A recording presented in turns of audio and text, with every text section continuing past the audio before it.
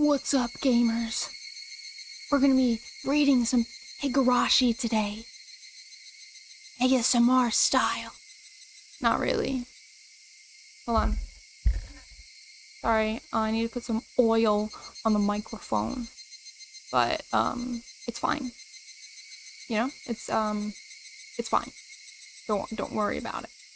Alright? Let me just... Oop. Okay. Good enough. Let's play some Higurashi, right? Last we left off, Rena was getting gang stalked. Yippee! Yippee! Thank you for the resub, East. Oh my... Higu. Higu. That's true. Anti-ASMR bat? What do you mean? Why would you not want ASMR? Am I that bad? I'm joking. I'm great at it. Anyway.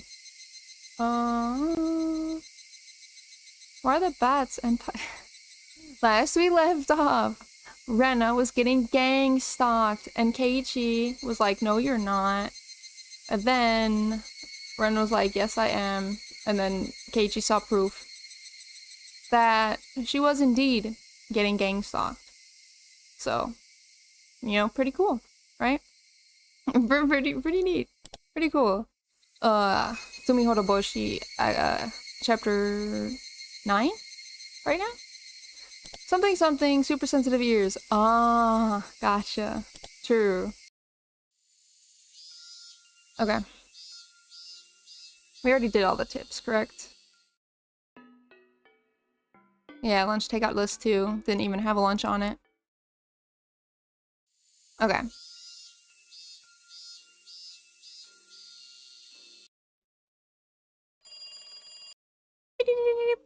I should apologize, Rena. I don't think I believed you. Yeah, now he knows for sure that she's actually getting stalked. I'm really sorry about that.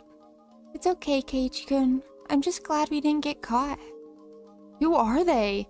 Are they pawns of those religious fanatics who are trying to revive the cult of Oyashiro-sama? I think they don't realize that they're pawns, but I'm sure the masterminds are using them as such. See, what I don't get is that Rena believes in Oyashiro-sama, and Rena believes that he's real and he's helping her and stuff like that. So I don't understand why she's helping Keiichi try to figure out who the cults are. You know? It's like... They must be the ones who have been pulling the strings behind the scenes, ever since the dam conflict. I heard the people working for the Sonozaki family did something similar during the dam conflict itself. Yes, everyone knows that. Oishi-san told me that there was a kidnapping incident during the dam conflict. The case hasn't been disclosed to the public, but anyway, someone kidnapped the grandson of the Minister of Construction and coerced the minister into promising to put a halt to the dam construction. The grandson of the minister was kidnapped? Hey, I've never heard of that before. The minister submitted to their demands and they made a deal behind the scenes. That's why the incident never went public. Oishi-san only knows about it because he was in charge of the case. Okay. And? According to Oishi-san, between kidnapping the minister's grandson and blackmailing him, their tactics were frighteningly advanced. The police know that the Sonozaki family gave orders to the kidnappers, but the case still remains unsolved. At that time, the head of the Sonozaki family, Oryo, had announced a plan to fight against the dam project by force. She even formed a special attack corps using the Yakuza group that's under the Sonozaki family's command. Oh my gosh. Like we're getting caught up on all this. She was very serious about this plan, to put the Ministry of Construction down by brute force if she didn't stop the construction. Everybody knows that this... Oh wait, who's is this Rena talking? Everybody knows that the Sonozaki family had tried to stop the dam project, even if it meant breaking the law. So, I wasn't so surprised to hear that she had a dangerous plan like that. Actually, I wouldn't be surprised if it was Miyu who came up with the idea. The plan sounded just like her. Oh, that's definitely Keiichi talking. In the end, the plan ended up as nothing more than that. But the Special Attack Corps actually did undergo training, and very high-level training at that. Special Attack Corps? Oishi had uncovered the information right after the dam conflict ended. At the time, Oryo even said that if the village was going to be submerged, all members of the Onigafuchi Guardians would choose to stay in their houses and drown. Yikes. Level 99 child kidnappers. Yeah. She's scared they will get her because of Takano's notes. True. True. So because audio is behind those things, I couldn't just laugh off the idea of armed assault on the Ministry of Construction. According to the information Oishi seized, she planned a suicide mission as the last resort when the dam conflict started to heat up, in case the resistance wasn't successful. She actually had obtained weapons and put people through training for the sake of that plan. What? Okay, I really wonder what a suicide mission last resort was. Special Attack Corps were flown to America. They were trained by the FBI! Oh my god. Special Attack Corps were flown to America after received a huge amount of money from Audio for the operation. In the southern desert of the United States! I wonder if it was Texas. Probably not. Nevada, probably. It's just funny. The southern desert of the United States. Oh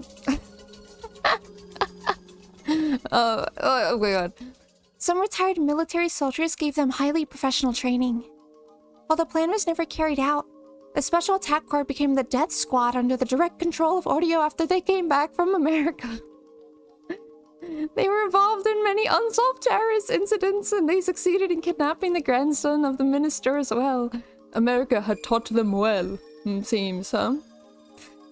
At the 999 facility in Nevada. Well, Area 51. That's where they were trained. It sounds like it's from a movie or something. You remember how Mi-chan said she would do anything from flying helicopters to using wireless radios? It's actually all true. It seems like Mi-chan joined in their training. She's been to America? Let's freaking go! I forgot about the terrorist death squad in Hinamizawa. Seems we all did. So that was all true? Well, let's put that aside for now. Anyway, you have to at least believe that the death squad actually exists in Hinamizawa. And they're capable of kidnapping the grandson of a government minister. It's just so weird to refer to that Hinamizawa has a death squad. I didn't take a close look at the four men in the white van today, but thinking about it, they did look professional in a way. They were pretending to just be taking a break, but I could tell they were tense the whole time. Real death squad members would not be tense, right? So, are they actually trying to kill you? I don't think so. If they really wanted to kill me, I'd be dead already. So, what do they want? Are they after Takano-san's scrapbooks? I hate that they're calling them scrapbooks. They're notebooks. Scrapbooks are books with a bunch of pictures in them. I mean, they probably have some pictures, but... Like you saw yourself, the group is very cautious. Unless we show them an opening, they won't resort to force. If they were the type to use force outright, they could have attacked me in my sleep. They haven't done that yet, so that must mean they're taking it cautiously. Oh my gosh.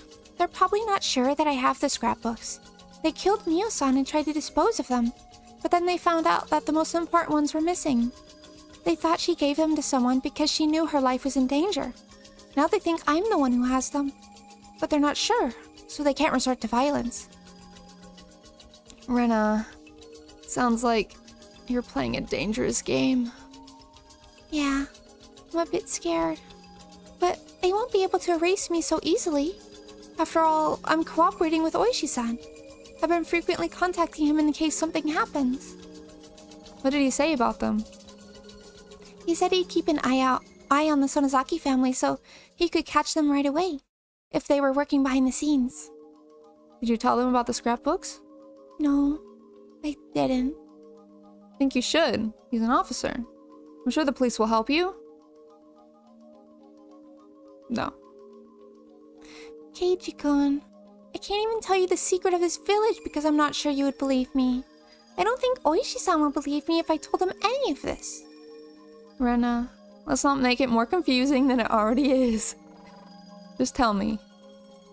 What is it? What's written in the scrapbooks? What's the secret that killed Mio-san? Simply put, if the things written in the scrapbooks are true, the god they worship will be dethroned. Their god? Dethroned? Yes. The sanctity of Oyashiro-sama will be lost. That's why they wanted to conceal the truth. They want to resurrect people's belief in Oyashiro-sama. Rena, can you explain it a little more simply than that? I'm confused. In other words, Oyashiro-sama isn't a god. He isn't. I had no idea what she read that made her so certain. Whatever it was, it'd be sacrilegious for people who believe so strongly in Oyashiro-sama. There are many teachings of Oyashiro-sama, but the essence is as follows.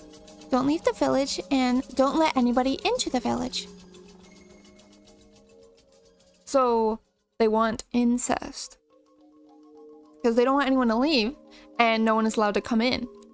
So, there's one solution to procreation, unless they want everyone to just die alone in the village, and the village will itself die, but I don't know what Oyashiro-sama's goal is.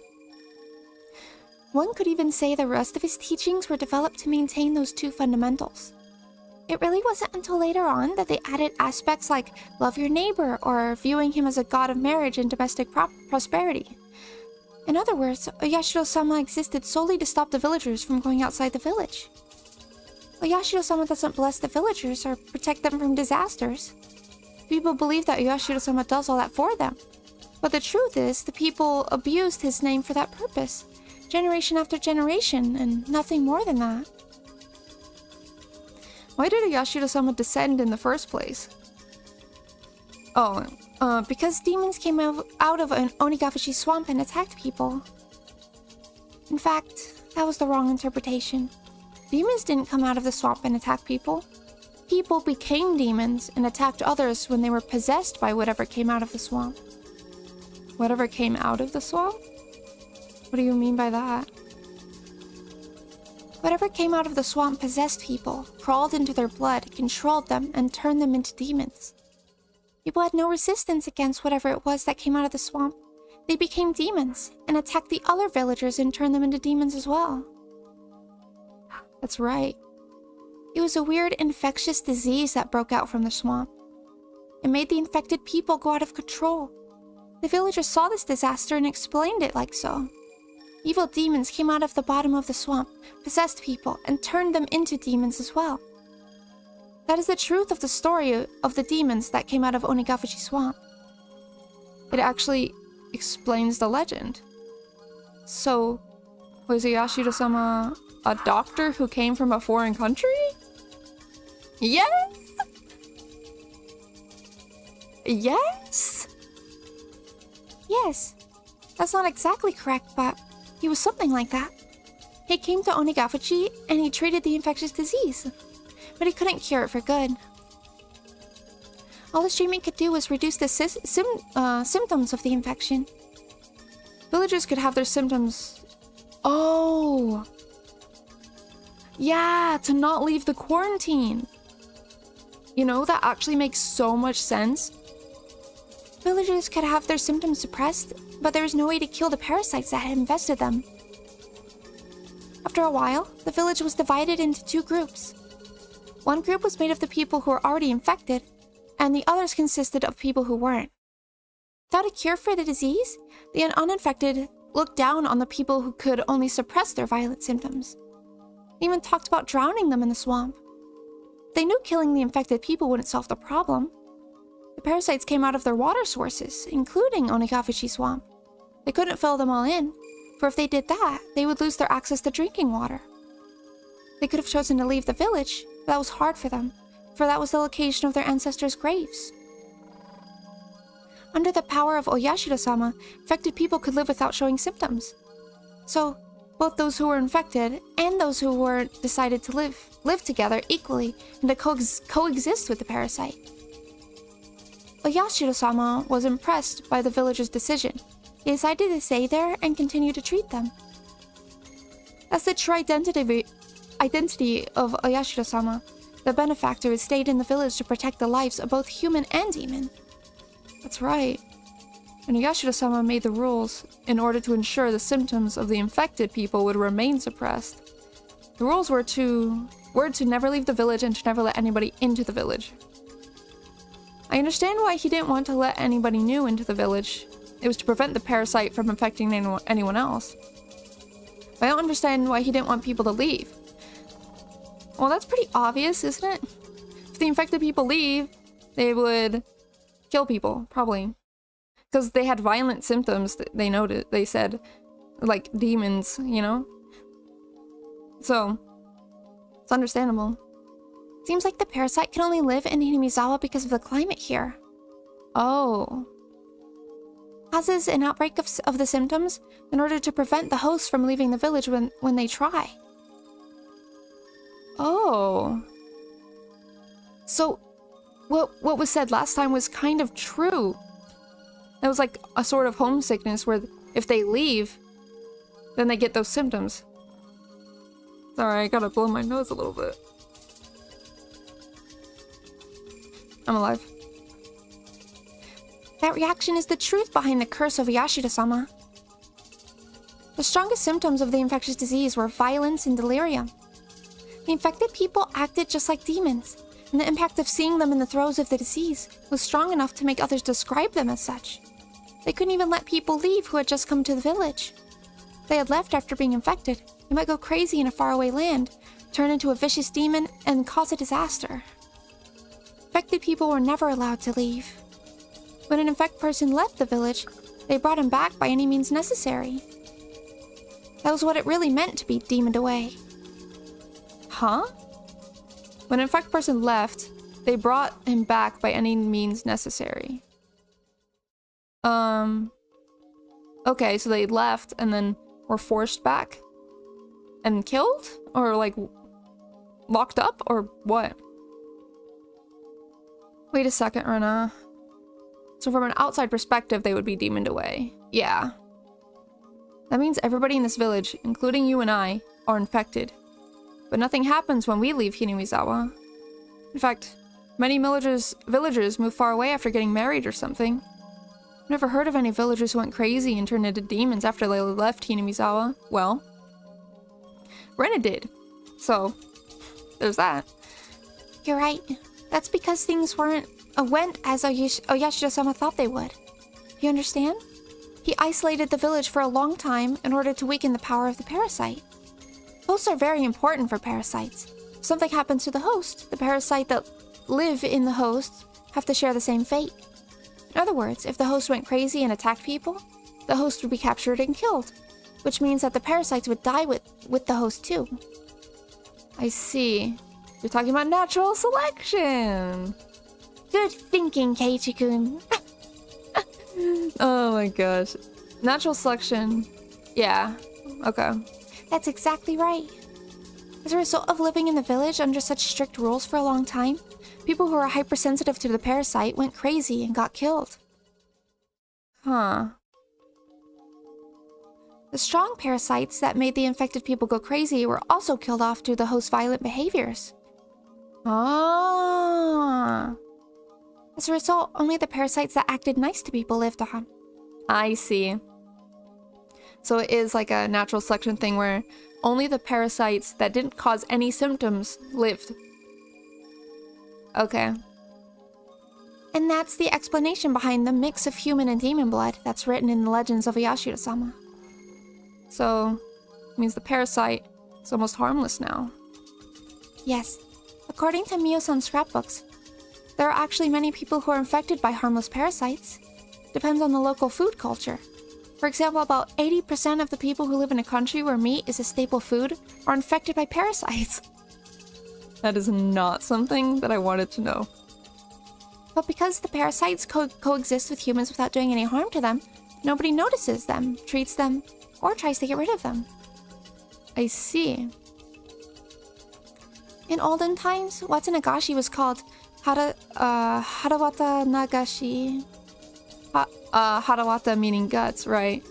Said that people back then used to eat the guts of infected people who went crazy. Why? Sounds awful, but it was something they had to do. Eating the infected people?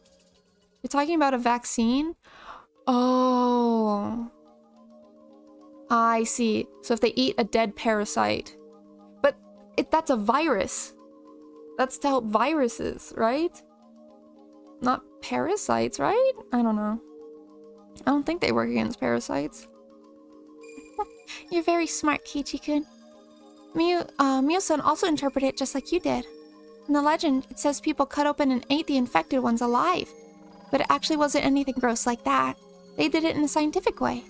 They created a vaccine from the infected people who died from the extremely strong parasites, and that helped the uninfected villagers boost their immune system. Who was Oyashiro-sama? A scientist? He must have been from a very advanced country. Was he German? Is the true identity of Oyashiro-sama a foreign doctor who survived a shipwreck? Oh my gosh. I think that'd be the most likely answer. He wasn't German, but he was a doctor of some sort. It's kind of interesting to reveal the truth behind old legends. They're laughing about it, but this information would get them killed. I don't think that Rena's story is too crazy to be true anymore. Still sounds crazy, of course, but I've never heard any theories that explain the legend of this village better than this one. I'm infected by the parasite too, right? Feel itchy all over now. Oh no. A person is like a universe. We have countless numbers of bacteria in our bodies. Some bacteria are essential to us staying alive. Oh, like bacteria in yogurt, right? I see. This is also what Mio-san wrote in her scrapbooks. You know, termites, right? They eat wood, but they actually can't digest it themselves. They have a unique bacteria that decomposes the wood fibers. As a result, termites can absorb what they eat. That's just one example of a species coexisting with parasites. I didn't know that. When I hear the word parasites, I feel creeped out almost instinctively.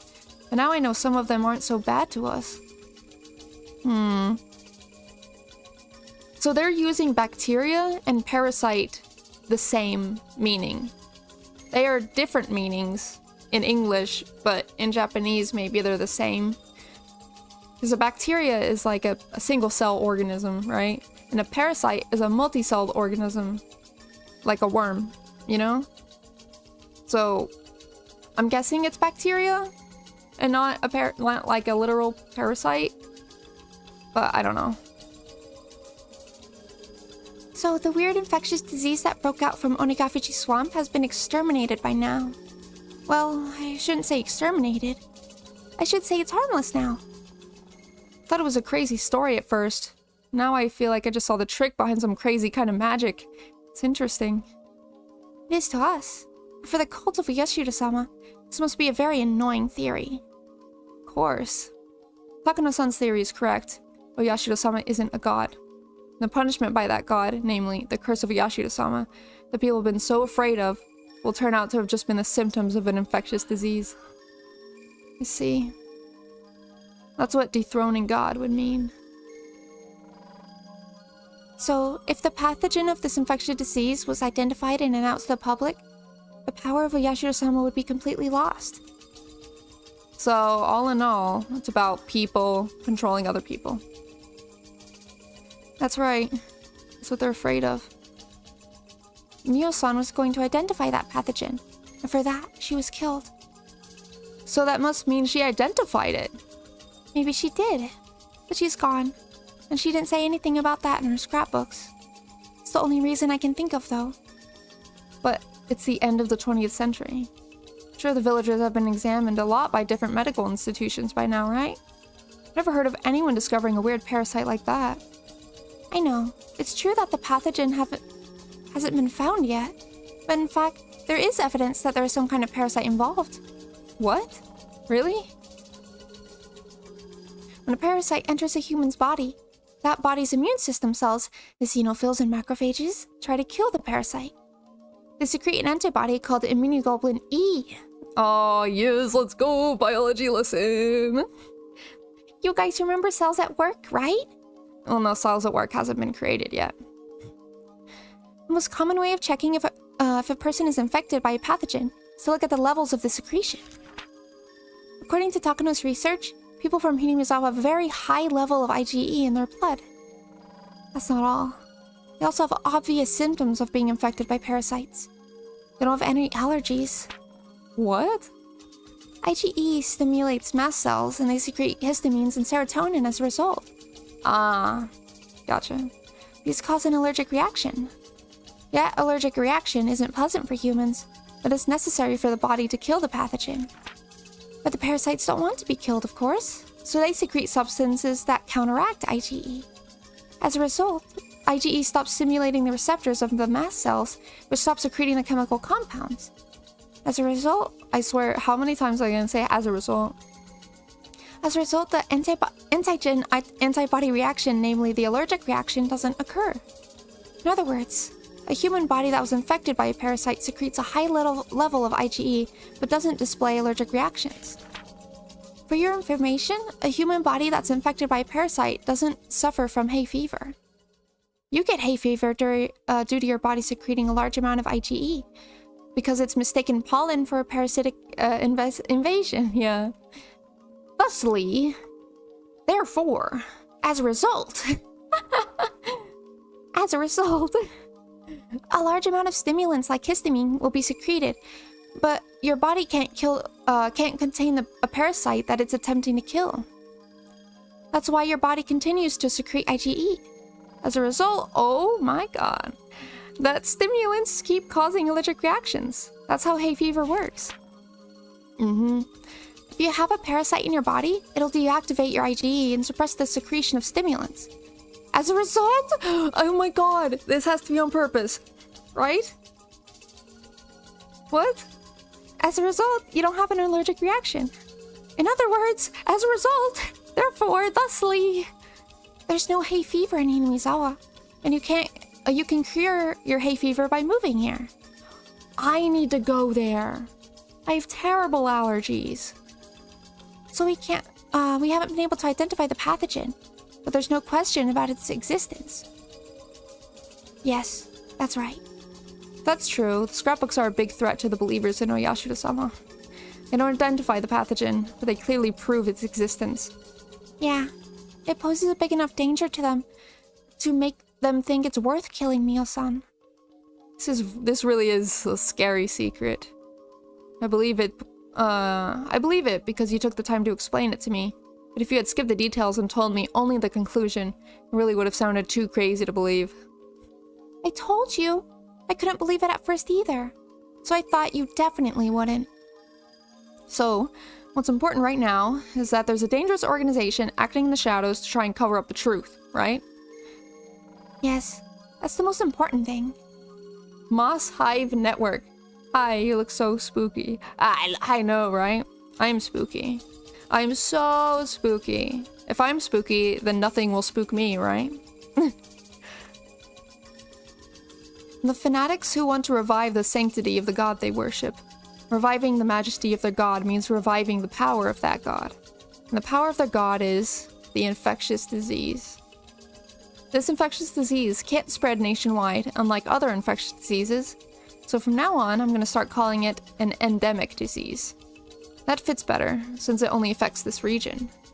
Anyway, the endemic disease of current-day Hinamizawa is different from the one of olden times. It's been through a process of natural selection, and it's harmless now. In other words, it doesn't do any harm to human bodies. OMG, you popped up on my dash. I love Higurashi. I know, right?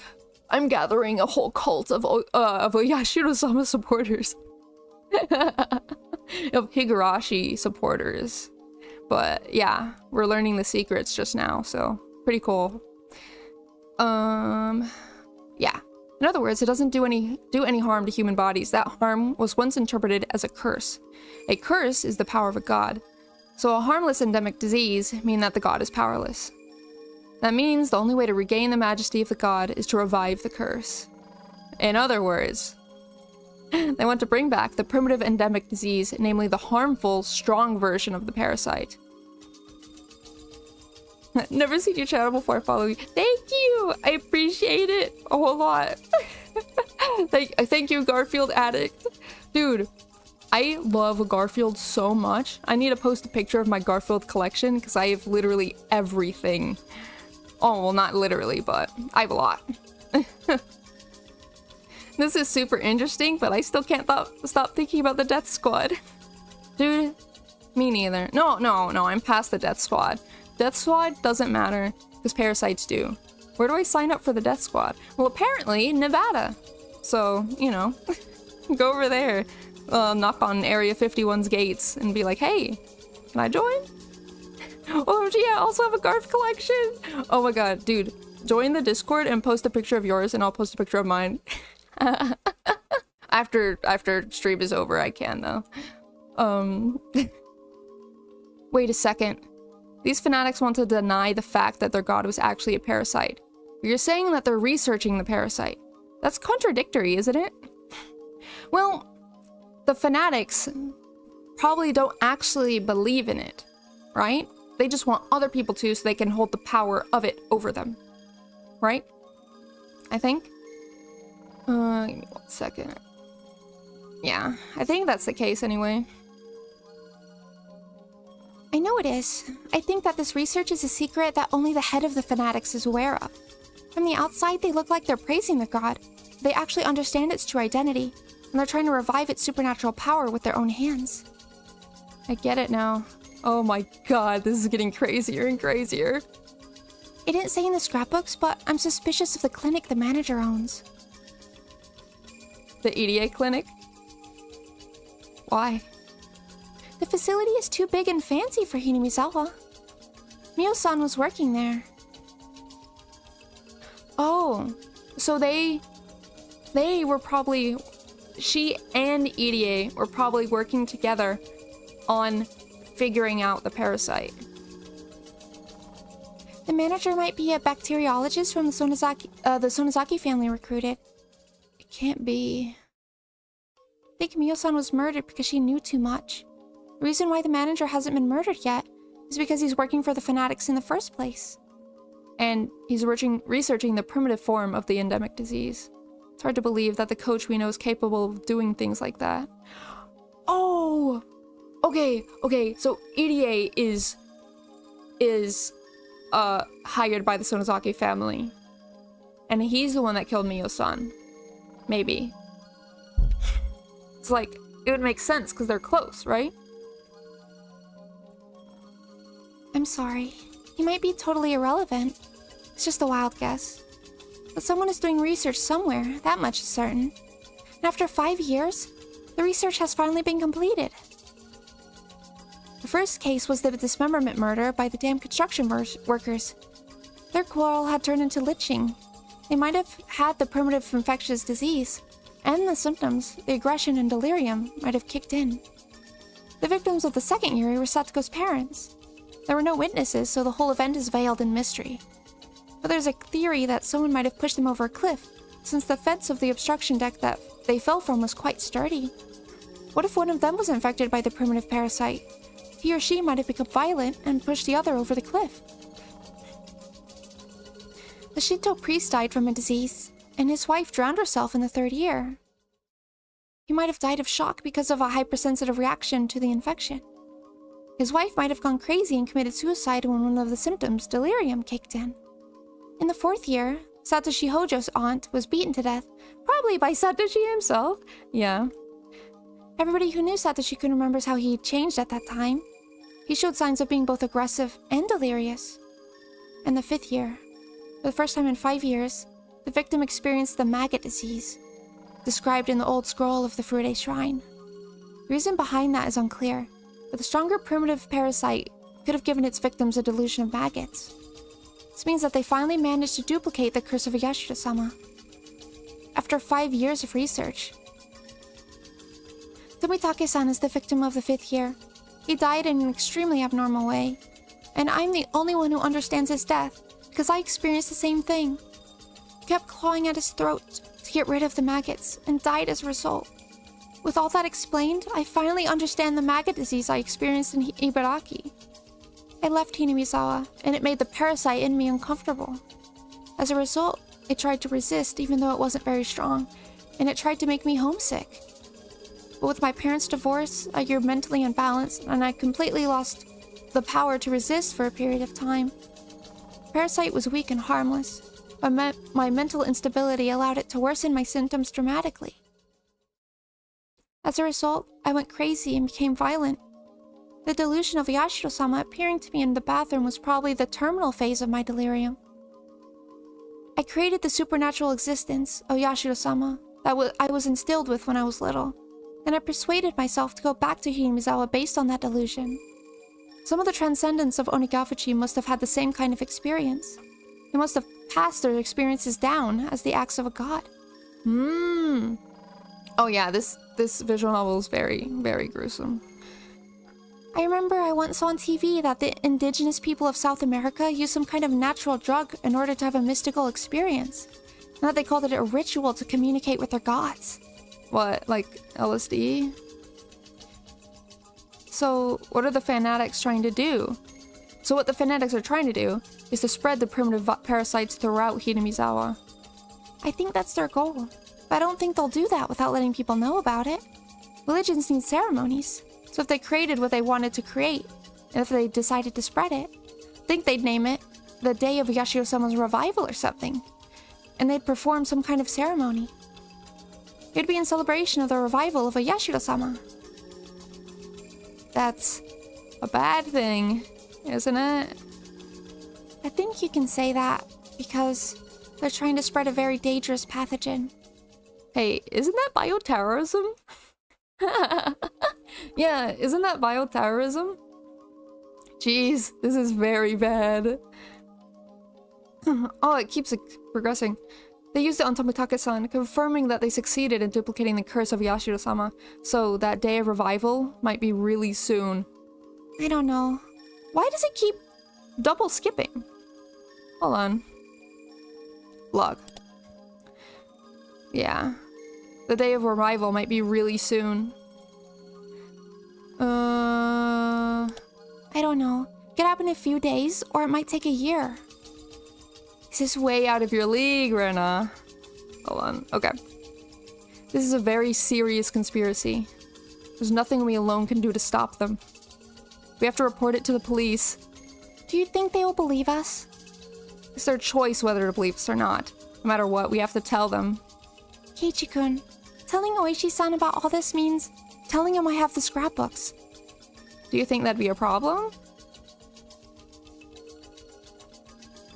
Oishi-san came to me after Mio-san was murdered. When they killed Mio-san, they found out that her scrapbooks were missing. They also know that she met me at the library a few days ago. No way. You mean... Huh? Oishi is not a part of it. There's no way. Yes. Oishi-san could be one of them. No, I actually refuse to believe that.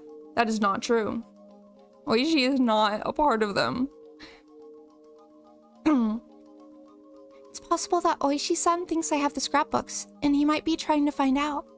In fact, he looked very suspicious, and it seemed to me he didn't really tell me everything he knew. He only told me things to make me suspicious of the Sonozaki family. He could have been just trying to look like he was on my side, but... And he's actually their minion.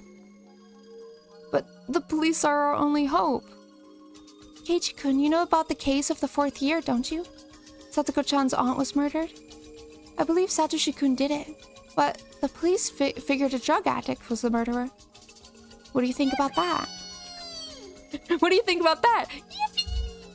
Yippee! Hey, thank you for the sub! Thank you, thank you! What do you think about Higurashi? What do you think about Higurashi? Do you think it's the parasites? Or do you think it's some supernatural thing? I'm on team parasites. Yay, murder! Imagine being so sus. People think you're in on the death squad. True. Oh my gosh. Okay. Where's my enter button? There it is. Some of the fanatics are with the police, and they fabricated the murderer. It's the same with the autopsy of the Shinto priest who they claim died from a disease, and the inspection of the accident site where the Hojo couple died. If the police are on their side, it opens the door to many perfect crimes. 3 families have been manifesting pressure on the police since the dam conflict. You've heard from Mi-chan that they also have a considerable power over many organizations in Okinomiya, right? Well, I mean, I knew the Sonozaki family were in the police, but I didn't think Oishi-san was one of them. Yes, I have. It's not only Mion who told me that. Many people did. They told me the Sonozaki family holds influence over the whole city. That's right. You can't necessarily trust the police around here. Rena, please. I want to make one thing clear before we go on. Are the Sonozaki family the masterminds behind all this? Does that mean Mion is involved too? Please tell me. I don't know if Mi-chan or Rika-chan are directly involved or not. All I can say for sure is that the fanatics have the power to control the nerve centers of all 3 families, including the most powerful family of them all, the Sonozakis. I'm not sure if the fanatics are controlling the 3 families, or if the 3 families are the fanatics themselves. As long as we're not sure about their involvement, it's better for us to be extra careful around them. Is that what you're saying? Yes. I'm not saying that I don't trust Mi-chan. She's usually very reliable, and I'd ask her for help with any problem, but not this one. But not this one. This one is a little different. I don't know if you've seen it before, but although Mi-chan jokes around when she's with us, she can be a very cold person when she's acting as the successor of the Sonozaki family. Plus, even if she wasn't involved, we would put her in danger if we told her about this. If she was on our side, that'd be really encouraging. I think we should tell her. No, Keiichi. No, we shouldn't. We shouldn't tell her until we confirm she's not one of them. Sure, it'd be great if we could pull her to our side, but what if we couldn't? So how are we going to fight against them? Well, this is a battle we don't stand the chance of winning to begin with. That's why I didn't want to get you involved. Damn it. Takano-san left us a big parting gift, didn't she? But because of that, we know about the conspiracy. I believe this is her will. 2 kids challenging the mastermind who controls the village. This is going to be tough. Ordinary methods won't work. But, Keiichi-kun, I'm glad to have you on my side. We can talk about it and plan things together. Of course. Always been on your side, and I'm your friend. I know. Thank you. You're very reassuring. 2 heads are better than 1. Yeah, I agree. We can come up with a plan for how we're going to fight against them together. I skipped school today because I wanted some time to read the scrapbooks again. But I'm going to school again tomorrow, and I'm going to act normal. They might sense something is wrong with me if I act different. You should do the same, Keiichi-kun. Please be careful with Mi-chan. She's sometimes very perceptive. Okay, I'll act normal as if I know nothing. But, damn, I'm a bit scared. I heard a squeaking noise earlier. Yeah, that's either my cat, me, or the microphone. Could be a whole range of things. But you know what it isn't? A ghost. Or a Yashiro-sama. Yashiro-sama doesn't squeak. He just makes footstep noises, you know? A huge conspiracy is right around the corner, and it might already be counting down to 0. It's hard to act normal knowing that. I don't think it's going to happen very soon. Like I said earlier, if they really are religious fanatics, they need a religious ceremony. They need the help of the whole village to hold something like that. I can't think of any event other than Watanagashi. So, you're saying we have time, at least, until the next Watanagashi festival. Oh! Wait! Oh, I got it! Okay, at Watanagashi, they pass around a drink. And in that drink is the parasite that infects people. Right? That has to be what it is. I can't promise, but I just can't think of any event other than that. Oh wait, I can't promise, but I just can't think of any event other than that. I think we have a year at least. But I also feel like we don't because of how they killed Mio-san. I might not know, but there might be a bigger religious event than Watanagashi. It might not be long until that day. On the day of Yashiro-sama's revival, they're going to spread a dangerous parasite, and that day might be just around the corner.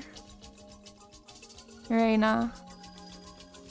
Are you still on the phone? Reina? Who's talking to her? Wrap it up soon, it's getting late. Oh, that's her dad, okay. My father stuck his head out from the living room and telling me I need to hang up soon. Thought about telling him so many times. It's natural to think that your parents would be on your side no matter what. But I know just how weak he can get. Dang. So I couldn't tell him. I don't think he'd believe me anyway. Even if I told him, he'd just tell me to call the police. It's better that I don't tell him. They might get close to my father to get me. If he didn't know anything about anything, including the scrapbooks, there'd be nothing to squeeze out of him to begin with. Just noticed I'm almost 2 years sub. Dang, dude, we need to do a celebration or something. Well, should we do another Jackbox party? We could do that. I need more ideas. I guess I'm not that creative after all, huh? Or we could do like a big portrait of all of us together. That would be fun, right? I'm sorry, Keiichi-kun. I have to go now. It's getting late. I'll see you at school. Okay, see you tomorrow. Be careful, okay? You're not an outsider anymore. Yeah, I'll be careful. Remember the suspicious men in the white van? Felt a chill run through my spine. They looked like villagers, but they weren't. They had the village accent, but they were just pretending. The more I thought about it, the more suspicious they became. Let me know that Rena and I aren't safe. Rena's right, they're just suspicious of her, and they're not sure if she has the scrapbooks or not. But it's still creepy. Rena had probably experienced the same creepiness I felt when I saw the van several times up until now. She must sense the danger more than I do. However, the fact that they weren't attacking, they were just merely observing us, was disturbing. If they attacked her, she could have done something like going to the police. But all they're doing is just watching her from a distance. She can't do anything about it. She can't talk to anybody about it. She probably just wants to stay in her house all day. But if she acted different, they might take it as proof that she has the scrapbooks. We have to think about how to fight against them, without making it obvious. I told myself that there was no going back, and I put the phone down. There's no going back! Or click, or what does a phone sound like when you put it down on the receiver? Those don't exist anymore, though. Huh? Hold on, small water break. Oh my goodness! Hold on.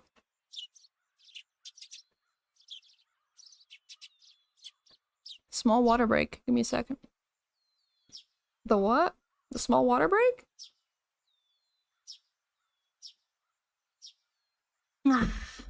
Alright. We continue now, right? Oh! Oh my goodness. Don't worry. The parasite is just getting to me a little bit. You know? Oh, thank you for the hydration. What? Again what? Again! Oh, again hydration. Thank you.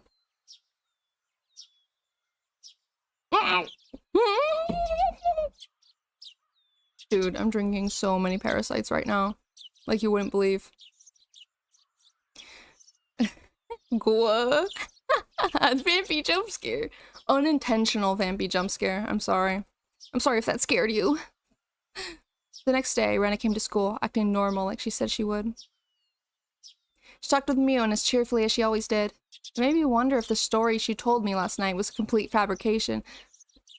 Keiichi, don't be dumb. It's because the story really was too ridiculously crazy to believe. This village is a very weird and rare endemic disease. There are religious fanatics who want to use the disease to revive their weird cult. And they've been researching the pathogen of the endemic disease so they can spread it throughout the village. I was deeply influenced by Rena last night, and I believe everything she said. But thinking about it, with a cool mind under the bright sunlight, it sounds too crazy to be true. Story Rena told me is based on Takano-san's crazy hand-me-down ideas. It's based entirely on her theories, which, though very feasible, have no evidence whatsoever. That's not true, actually. They have some evidence. The fact that Takano-san was murdered lends credit to the story. I'll give you that, but... I looked at Mion. She was fooling around with Rena. It's hard to believe that she's involved with some crazy conspiracy. Keiichi cannot lie at all or act normal when, like, he knows something. He just can't do it. I don't know why, he's just terrible at it. Hey, are you listening, Kei-chan? Oh, ha, I'm sorry. I wasn't paying attention. Wake up, sleepyhead. You need to get enough sleep or your brain stops working. Mion made fun of me for reacting too slowly. It's almost impossible not to trust this bubbly, cheerful girl. I trust Mion. I trust my friends. I know she'd never have a hand in a crazy conspiracy like that. If she knew about it, she wouldn't be able to act this cheerfully. Rena told me not to tell Mion because she might be one of them. But it might be worth telling her without letting Rena know. Keiichi. Bro. Of course, there's at least a 1% chance that the conspiracy is true and that Mion is one of them. If so, I'd be doomed. But if I had to choose between believing the crazy conspiracy theory and trusting my friends, my answer would be obvious. I know that my friend Mion isn't a part of any conspiracy.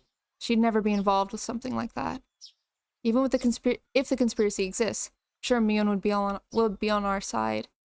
So whether or not it's true, it must be worth telling Mion about it. So I told her everything. Oh god, no! No! Keiichi! Stop! Stop! Stop! Stop immediately! Oh my god. The snitch. I know! You never tell things to the village snitch. Which is Keiichi. Which is Mion. Oh god. This is not gonna end well at all. What's going on, Kei-chan?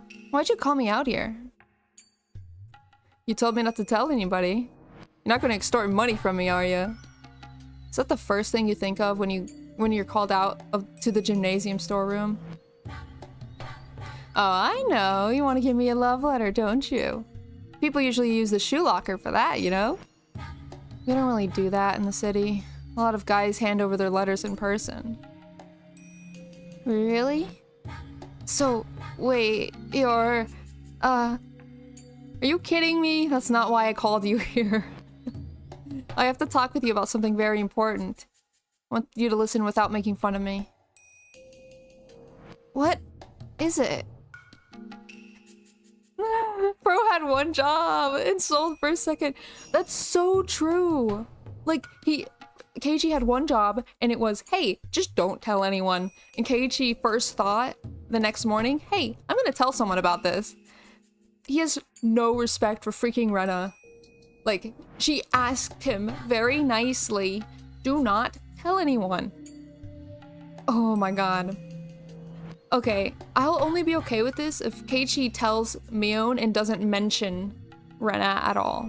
Leaves her out of it, you know? Do you know that there are people who want to revive the cult of Yashiro-sama? Yeah, just saying that. Just saying that is insane in this village. If Keiichi wasn't dumb, he wouldn't be Keiichi. You know, that's true. I'm afraid of vampires, but I subscribe to you anyway. Thank you. Yeah, no. Vampires are the least scary things in the entire universe. I'll tell you that. Wait. That means I wouldn't be scary. I mean, I'm kind of scary, right? Because, like, of my eye patch. Look. My wings are scary, right? I'm scary, but I'm also really nice and thoughtful, and I can do a lot of things, like empathy and stuff. I can do that. Keiichi had a FF10. Wait, FF10 moment. What is that? What is FF10? Final Fantasy? I don't know. The ha ha ha ha ha. Epictetus? Anyway, I'm just procrastinating because Keiji's being so freaking dumb here. Huh? What? What are you talking about? This, of course, was just my way of getting the feel of the situation. Wanted to see how she was going to react by getting straight to the point. But Mion really did look puzzled. People wouldn't normally react like this if you pointed out their secrets out of the blue. They always panic, if only just a little. The Mion was a brilliant actress, or she really didn't have anything to do with the idea of reviving Oyashiro-sama. I decided to tell her everything. Mion? Your family? Oh my god! Keiji, shut up! Keiji, please, shut up! Keiji! Oh! Oh my god, this is so painful. This is so painful to freaking listen to. Keiji be so dumb. Like, I'm so worried about Keiji dying or Mion's turning crazy or big meaty claws. Yeah, I'm scared of that too. Mion's big meaty claws. Mion, your family, the Sonozaki family, has a lot of influence in this region, including Hinamizawa, right? Mion will maul him with her meat mittens. There's a lot of M's in there. Do you think there's a possibility that they're working to revive the cult of Oyashiro-sama behind the scenes? That is not something you just ask someone. Revive? Why?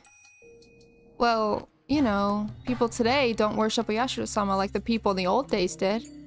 So, people like fundamentalists might be trying to make people worship Oyashiro-sama in the same way as the people of Onigafuchi.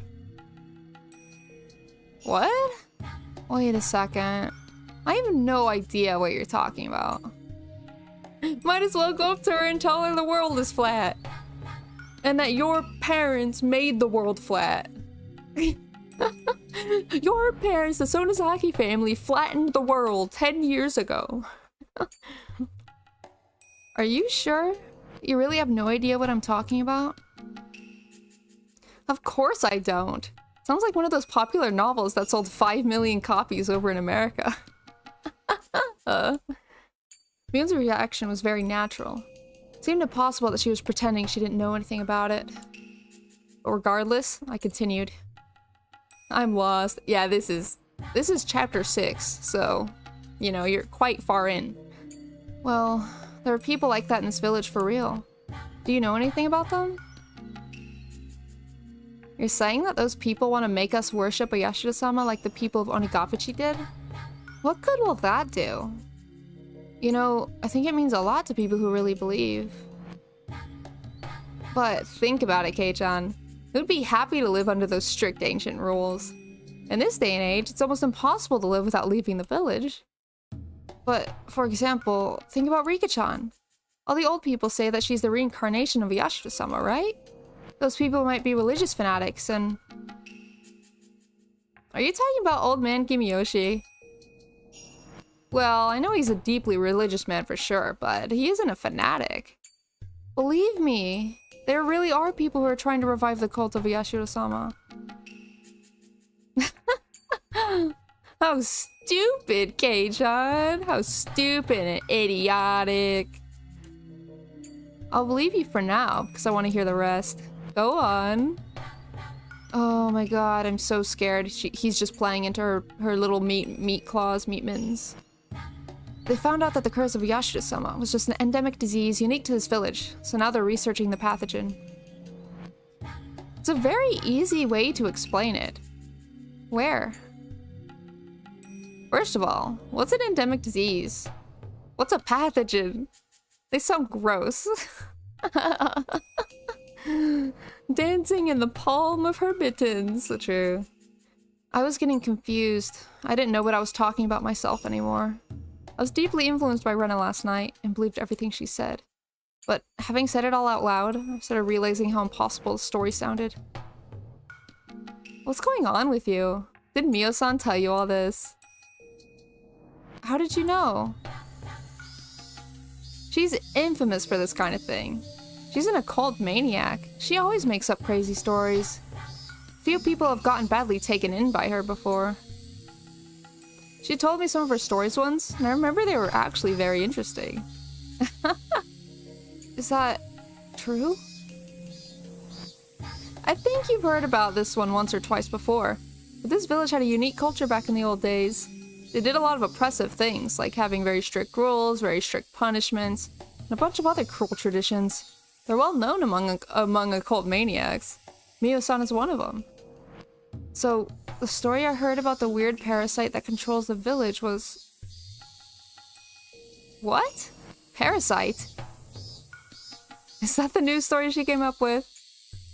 What do you mean, news story? I told you, Mio-san is an occult maniac. She studies the weird legends surrounding Onigafuchi and enjoys making up hypotheses, theories, and wild stories about them. She's created a lot of different ones aside from the theory that parasites are controlling the village. One I heard an awful while back was about UFOs. That one was interesting since it connected a lot of different dots. The story about the... Oh, posture check and hydrate. Thank you. Thank you. I have a bridge to sell him. Keiichi's so easy to convince. I know. Relatable though. You could convince me of anything. You could convince me the earth is flat if you like open my eyes and force me to watch a 10-hour documentary about it. The story was about a UFO that crashed into Onigafuchi Swamp long ago. The alien that was in the UFO and the villagers had a battle or something like that. It was one of those sci-fi horror B movies. What Satsuko heard was a theory about creatures from the bottom of the ocean. A movement in the Earth's crust opened up a connection between the underwater world and Onigafuchi, and the princess of the underworld fell in love with a young man in the village. It was like sci-fi version of Romeo and Juliet. The story about the parasite that you heard must be a new one. Hope she makes all of them into a book one day. Mio began laughing so hard that she had to hold her stomach. As I looked at her laughing like that, I realized I fell for something that ridiculous. No! No, Keiichi! No. Princess of the Otherworld falls in love with a village man. Mion and Keiichi? No, I think that was just some random thing. Mion doing the Titus laugh, true. Ha ha ha ha ha ha! How does he? Ha ha ha ha ha ha! Yeah. Oh my god, I feel freaking Keiichi. At that point, it was obvious. I had been completely taken in. I'm sorry, Mion. Please answer my questions. First, do the fanatics who are trying to revive the cult of Yashiro-sama exist? No, they don't. I mean, it's totally the opposite. Three families have agreed to open Hinamizawa to outsiders in order to make this village thrive. I'm not supposed to tell anybody about this, but there's a project to build a new highway by the end of the 20th century. The Sonozaki family is promoting its construction without informing the villagers. If all goes well, this whole area will flourish. My grandma is betting she'll make a fortune when it causes land prices in the region to skyrocket. Well, most of the work will happen in the 21st century, so I'll likely end up taking over the project. So, you don't think there are people who hate outsiders? I told you, there are no such people. Okay, no, that itself is a lie. There are always people who hate outsiders. Always. What makes you think we want to make this village more inconvenient than it already is? This is so weird. In every other chapter, anytime you brought up Oyashiro-sama, she'd be like, oh yes, we love Oyashiro-sama. He's definitely real. Blah, blah, blah, blah, blah, blah, blah, blah. We love Oyashiro-sama. But now it's like, they don't even care. In fact, we've already started selling the land of the village to rich people who want to build country residences here. Your house is on the first lot we sold, Kei-chan. Oh. Didn't the villagers welcome you? The three families are trying to do everything they can to stop young people from leaving the village. There was nothing vague about what Mion had said. The story makes a lot more sense than Takano-san's delusional theories.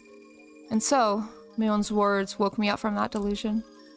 So, what about this? I heard that the residents of Hinamizawa have extraordinarily high levels of something in their blood, and it proves that they're infected by parasites. Really? How did Mio-san figure that out? Takano-san's a nurse. I'm sure she can do that. And you think anyone would give her blood samples for no reason? Because I sure don't. No, she probably went behind their back and took their blood and tested it. Even if she could get blood samples somehow, how and where would she examine them? How many blood samples do you think she examined all by herself? Mion was right. I couldn't believe I thought Takano-san could do all that just because she was a nurse. It struck me hard to believe that she got that many blood samples and did a high-level examination like that without any help. Well, EDA's there, but when I thought about it rationally, I shouldn't have believed such a ridiculous story so easily. I heard that people here don't get hay fever, which is proof of their being infected by a parasite. Only people in cities get hay fever. I heard it has something to do with the fuel emissions. Kei-chan, you're talking about Hinamizawa. I mean, even people in Okinomiya don't get hay fever, I think. Yeah, because they also have the parasite, but... Well, what about this? I heard that the Sonozaki family has a death squad, and they kidnapped the grandson of the government minister once. Oh my god, I can't believe he's just saying that. Oh my god. That sounds cool! I wish I had a squad like that. Okay. This just in, Mion wants a death squad. Alright. Blood tests are fairly common, no? She just does her own tests on them in addition. Exactly, that's what I was thinking. Even I was sounding ridiculous. But I believed all of it last night. I believed it because Rena looked very serious.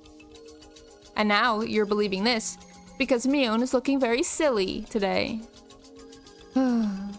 It's true that the grandson of the minister was found in Takatsudo. We didn't do it. We just acted as if we did. What do you mean? Please explain. But we know the kidnapping is real, and she denied that too. Well, I mean, she's not denying the kidnapping. She's saying, it happened, we didn't do it, but we took credit for it. Okay. The Onigafuchi Guardians protested violently during the dam conflict.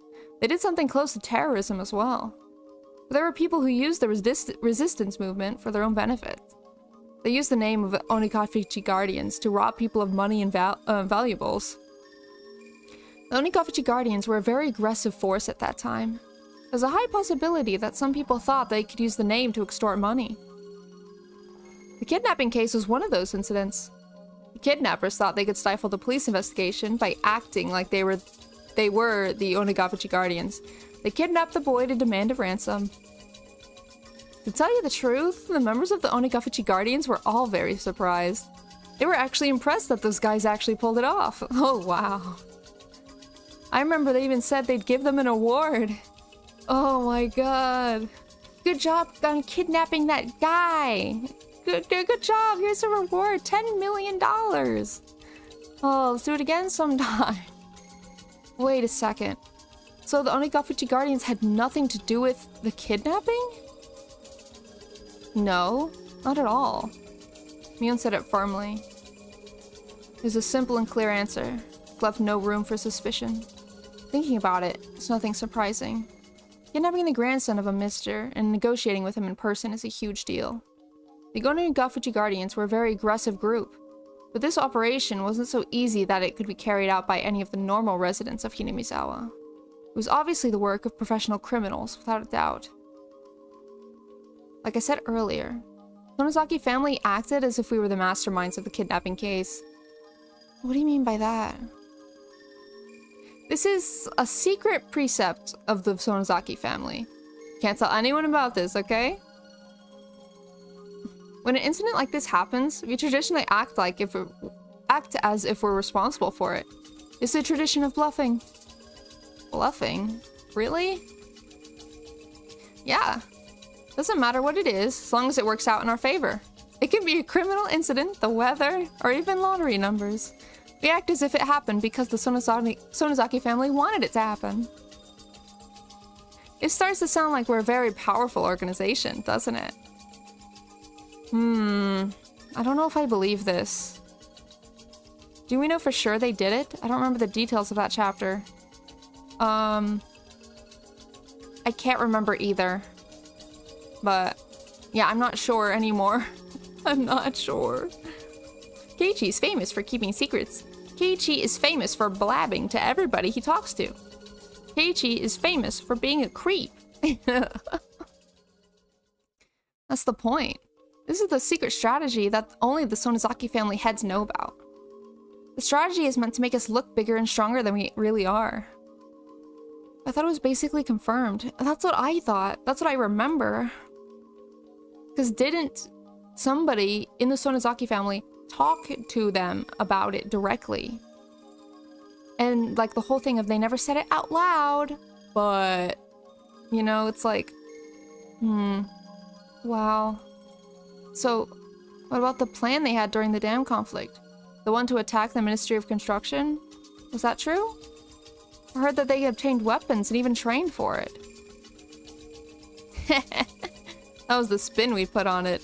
There's no way we could actually carry out a crazy plan like that. Our real goal was to make people believe that we were capable of doing things like that. So we could exact pressure on the government. That's all. We lied about being terrorists. Yeah. They obtained weapons and went through training just so they could exact pressure. They had no intention of actually carrying out the plan. Sonozaki family was just bluffing? That made sense? No, it didn't. No, it didn't. Literally, stop. Oh my god. Yeah, we didn't actually do crimes. We're just pretending to, you know? Because it makes us look cool. And Keiichi's like, oh yeah. Yeah, that makes sense. That makes a lot of sense. No, it freaking doesn't, Keiichi. If a supposed criminal says, like,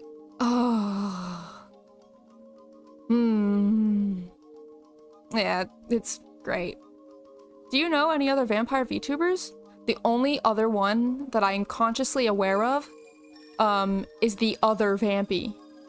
I have not publicly said this, but I consider her my rival. Because she is also named Vampy. That's the only one I know of, but she's kind of ada, you know, and I'm more silly gremlin, you know. There's one in JP Hololive. She left. There was one, but she left. I can't remember what her name was though. Let's see. Of course it did. It's impossible to attack the Ministry of It's impossible to attack the Ministry of Construction. Even if they did, it wouldn't solve the problem. All I had to do was use common sense. Oh my god. All I had to do was use common sense. Shut up, Keiichi, you're so dumb. Yeah, Yozorame, Mel. Yeah, it was Mel. Vampy alter, you know, so true. So true. I don't know anything about her other than what she looks like and that her name's Vampy. So don't do anything. We're not like friends or anything. Okay. Even if they did, they would have been crushed within seconds by a huge number of policemen. Why didn't I think of that? What about the weapons and the training? Oh, thank you for the hydration! Thank you for the hydration! I need it, honestly. For some reason, every time I drink water, I spaz out for a couple seconds. There's something in the water, I'm telling you. The parasites are real. We should raid her. Vampy on Vampy violence. True. Oh my god. But she's like really popular, I think. She has a lot of subscribers. So I'm all nervous. Yeah, I didn't miss the Higurashi. Yeah. It's getting kind of crazy, I'll be honest. As for the weapons, no comment. But we did go through training. We needed to do that in order to make the buff look real. Oh, shut up! Oh my god! This is so infuriating! I'm trying to back up from the mic so I don't, like, you know, I don't blast you guys, but... Oh my god, Mion! I don't know what to believe anymore. I really don't. Like... Oh... Keiichi is so dumb.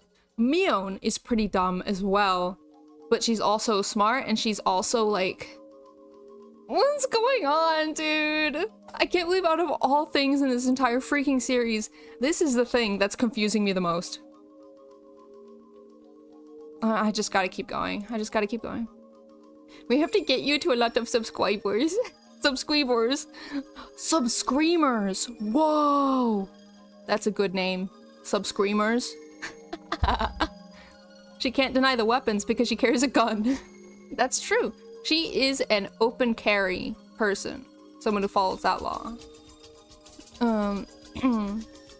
Yeah. We gathered some younger men from my father's office and appointed Kasai-san as the leader of the— Oh, we went to some desert in Texas, played board games with some instructors, and we went sightseeing in San Francisco. Oh my god. Guys, that's where I live. I live in Texas. Oh my god. Oh my god, guys. Guys, Mion was here. Oh my god. That's amazing. I could have seen Mion, but I wasn't even alive when she was there. Texan rape. I know. I'm Texan. I don't associate myself. I don't associate myself with cowboys. I hate cowboys. Or cowgirls. Cow people. Hate them. Anyway. I can't believe Mion was here. Oh my god. So... Couldn't think of anything else. You make it feel like Halloween again. Oh! That's the best compliment somebody could give me. That's what I want. Every day is Halloween in my life, in my world. Like celebrating the color red. I couldn't think of anything else. It was obvious now. No. Rennet and I both were completely fooled by the scrapbooks of Takano-san's delusion. Rennet was so serious about it, so I believed her. If you examined it closely, there were so many inconsistencies. I couldn't believe Rennet took a delusion like that so seriously. I knew the reason why, though. She was still in a state of shock after being caught with the corpses that day. She was mentally unstable. Then she came across this tall tale, and she believed it. I'm so mad. I'm literally so mad. Oh my god, how dare you, Keiji! How literally dare you disregard Ren's experiences like this? Oh my god. Renna literally went to this guy and was like, hey, this happened to me. I felt like this, and I think this is the reason why. And Keiji was like, yeah, that makes sense. And then he goes to Mion, and he tells Mion, and Mion's like, that's stupid, actually. And Keiji's like, yeah, you're right, that's stupid.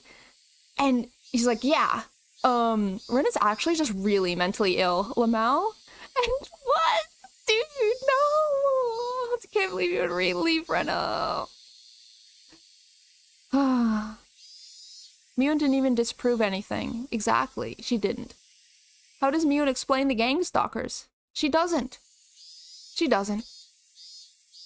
Great. We're in a great place right now, Keiichi. Good job. Renna's a smart girl. She wouldn't have taken it seriously if she was stable. Oh my god. Plus, another thing happened to wake me up from the delusion. The white van I saw yesterday came to school during lunch break. 4 men in work uniforms I saw were there too. I said thank you to Mion and followed them. The man who talked to me yesterday knocked on the door of the teacher's office. Hello, I'm from the Okanogi Gardeners. Oh, thank you for coming. It's very hot today, isn't it? Sure is. By the way, you look very beautiful today, as always. Ehehe. Thank you. Well, you can start whenever you're ready. Yes, we'll start right away. My account manager told me to give this to you. Quote in the invoice. I see. The date is left blank on both of them. Well, there shouldn't be any problem. Thank you so much. Alright, we'll start right away. I hate the creepy music! The man was talking to Chie-sensei with a big smile. What are you doing here, my Barkun? Oh, Principal. Who's that guy? Principal pointed his finger at the window. When I looked out, I heard a noise of an engine starting. The noise was coming from the engine of a motorized lawnmower. Saw young men in work uniforms taking another lawnmower, some brooms, and a ladder out of the van. They're gardeners. We haven't taken care of the grass around the fence and the trees for a long time. Wanted to clean them up before summer. Mr. Principal, thank you for giving us a call. The man noticed the principal, took off his hat, and bowed. No need, I trust your work, please take care of things. Think we can finish it today. Might make a lot of noise, though. Each worker took one of the tools and walked toward the fence where the grass was growing. Oh my god. This is like that scene in like, oh my god, what's that movie? The guy that is a TV show, like as a person. What is it called? Truman Show, right?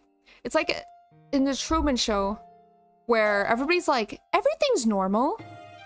Everything is normal. This guy is normal. And everybody's like smiling in the most creepy way possible.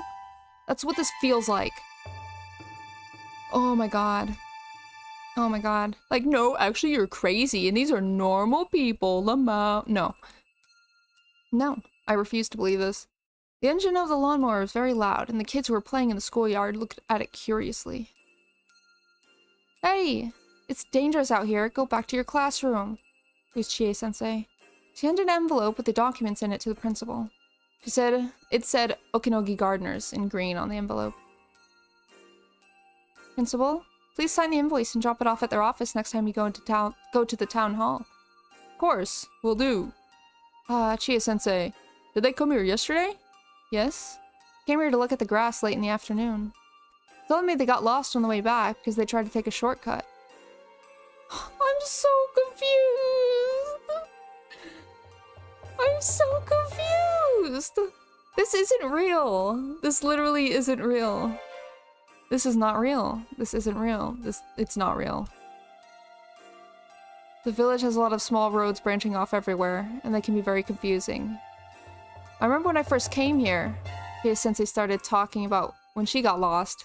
They laughed together. Are they gonna address the asking about girls thing?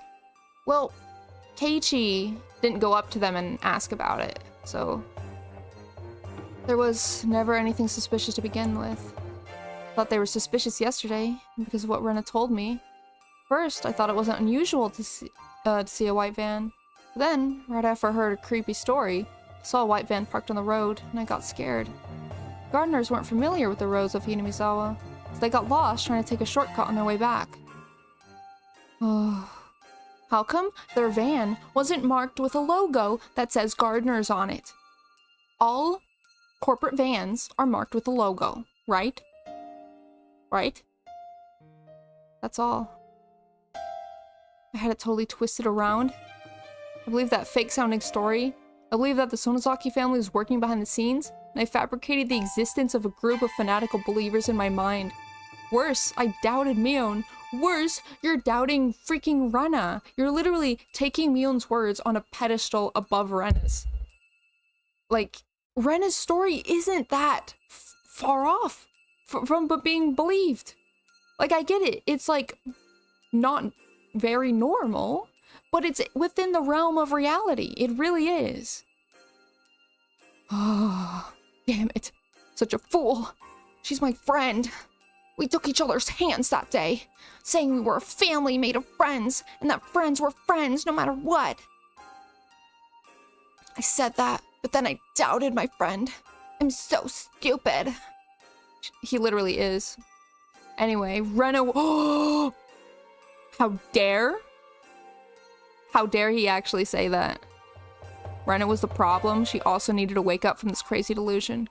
I had to hurry and wake her up. What are you gonna do? Rena seemed like she had no mind to listen to anyone else. She truly believes that the Sonozaki family are the masterminds of a large-scale conspiracy. Oh, we get both sides! Oh my god! Rena was the problem? Apparently? No. I don't believe that either. I remember the plate number of the white van, and I also remember their faces. Without a doubt, this is one of the vans that have been following me. So far, I've confirmed that 3 or 4 cars have been following me.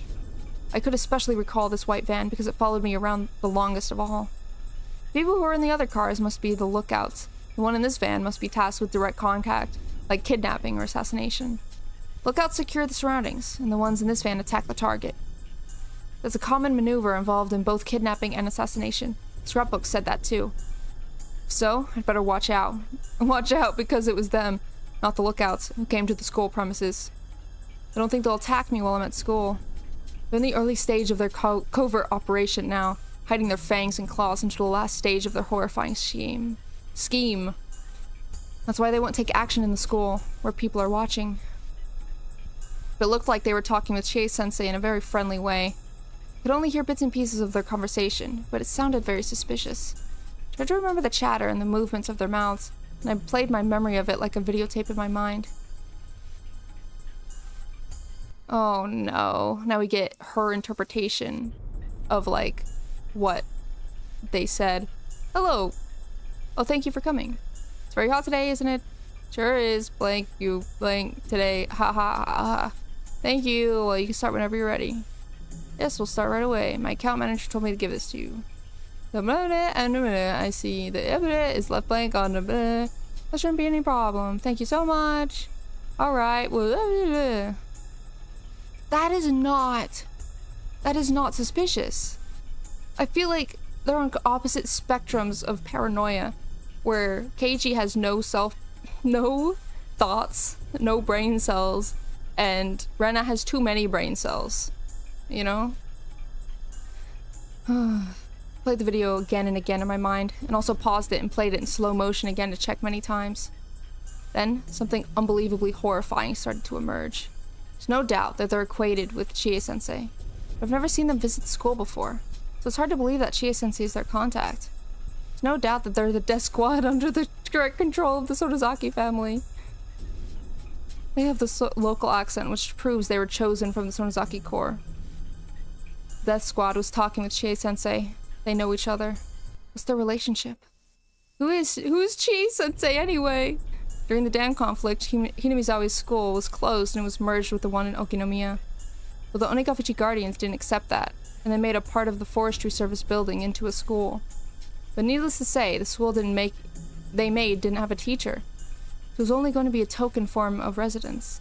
But a teacher who had a strong passion for education felt sorry for the children. She came to work there. That was Rumiko Chie-sensei. It was obviously strange. Teachers are government employees, and they normally belong to their prefectures. As long as they lie low and don't cause trouble, they don't get fired, and they don't get demoted. They can work up until the official retirement age, and they're guaranteed to get their fixed retirement fund. She was one of the government employees. She defied the Board of Education and came to work for Hinamizawa. Villagers admire her as a teacher of passion. I heard that Orio Sonozaki herself successfully negotiated with the Board of Education that suspended Chie-sensei for defying their orders. It was easy to get an answer from this by connecting the dots. Chie-sensei was recruited by Orio and Sonozaki as a teacher to work at the school the Onigafuchi Guardians had created. In other words, she was already working for Orio before she came here. As for the principal, he was the principal of the school in Hinamizawa from the beginning. He's a respected person of this region, and he's been closely associated with the three families for a long time. So, that means the school had been under the control of the Sonozaki family all along. That's why Chie-sensei is acquainted with the Death Squad. It makes sense now. Okay. Saying Death Squad is just still crazy. Chie-sensei confirmed that I came to school today, made a phone call, and called them here. I don't want to know why she called them here. She called them just to monitor me. They'd wait near the gate until class was over.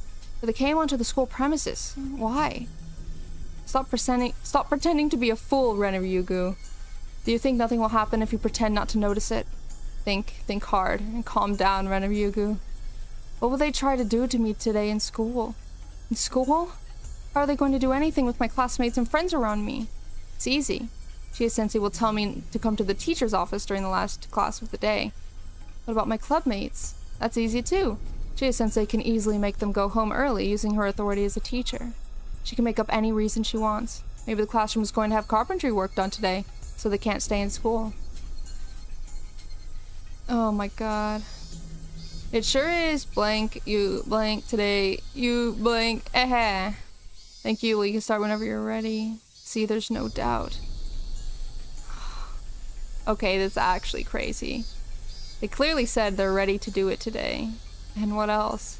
Yes, we'll start right away. My account manager told me to give this to you. The blank and blank, I see. Blank is left blank on blank. Well, there shouldn't be any problem. Thank you so much. I see. They gave Chie-sensei an envelope with some documents in it. That blank is an eerie phrase. Is my name supposed to be in the blank? Why is it left blank? What does that mean? I told you, Ren Ryugu. You still think that nothing will happen to you if you pretend not to notice it? Stop that. So what it must mean is that it's an order from higher up. It says to make Ren Ryugu become blank. No. Oh my god. I think Ren is kinda mostly correct, and the story is portraying her as crazy to throw us off. I don't know. I really don't know. But this is reminiscent of when Keiichi goes crazy and Keiichi refers to himself in the third person like this. That's the only time that really happens, is when they're going crazy to start referring to themselves in the third person. Took a peek from the shadows and I saw a principal taking documents out from the envelope. I started reading them. It looked stern. It looked very serious. I wish I could take a peek at the documents, but I was too far away. I kept looking at him just to see if he'd react at all, and then the envelope caught my eye. The envelope said Okanogi Gardeners, and had some numbers that looked like a phone number. Fortunately, I have good eyesight. I memorized the number. If they're a death squad, the gardening company must be camouflage operation. It probably doesn't even exist.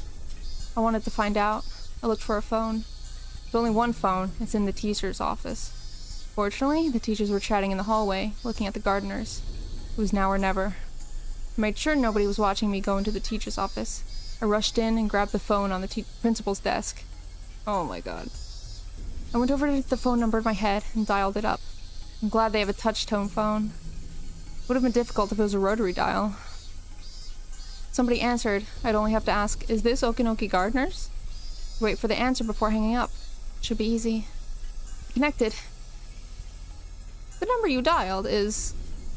I felt a cold chill run through my body from the bottom of my feet. Wait, don't make a quick judgment. Might have remembered the number wrong. No, I know I remembered it right. It was an easy number to remember. It's impossible to remember it wrong. Then, did I dial it wrong? Put the phone down and started over. This time, I dialed the number more slowly. Teachers might be coming back at any time. That situation, it was risky to do anything slowly. But I needed to make absolutely sure. The number you dialed is... it's the same. There's no doubt. The company Okanogi Gardeners doesn't exist. It's just a camouflage occupation for the Sonozaki family's death squad. Oh. But why did the phone number not connect? I don't know if it's a death squad, but I think it's concerning. Concerning, looking into this, you know?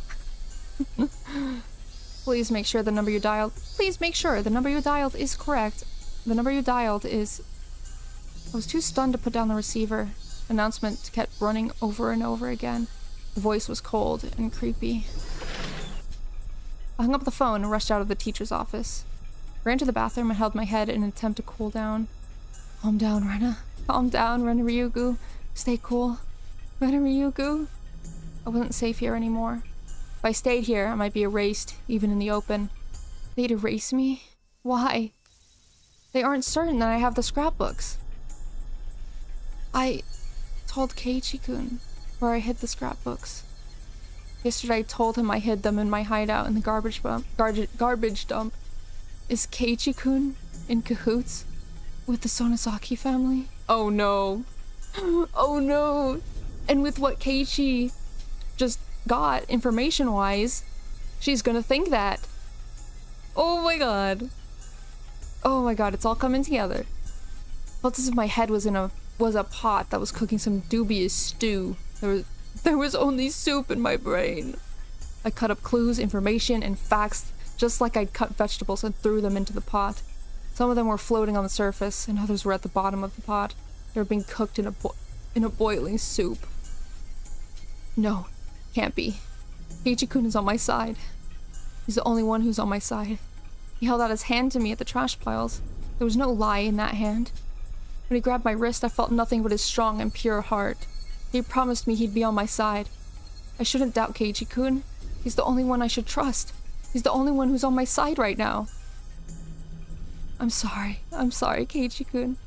I was about to doubt you. I'm really sorry. I'm so sorry. I said it out loud on purpose, full of regret that I doubted Keiichi-kun, the only one who was on my side. Now that I think about it, whether I have the scrapbooks or not might not matter to them. Erase anyone who is suspicious. That's the safest way. Does that mean they're in a hurry? The day of Yashiro-sama's revival might just be around the corner. And that's why they're trying to get rid of any small fish bones that are stuck in the throat, by any means, before it's too late. We don't need her anymore. Just erase her if you're worried so much. You could easily picture Odio Sonozaki saying that. Picture? No, she did say that. Oh no, Rena, the worms, the brain worms are getting to you.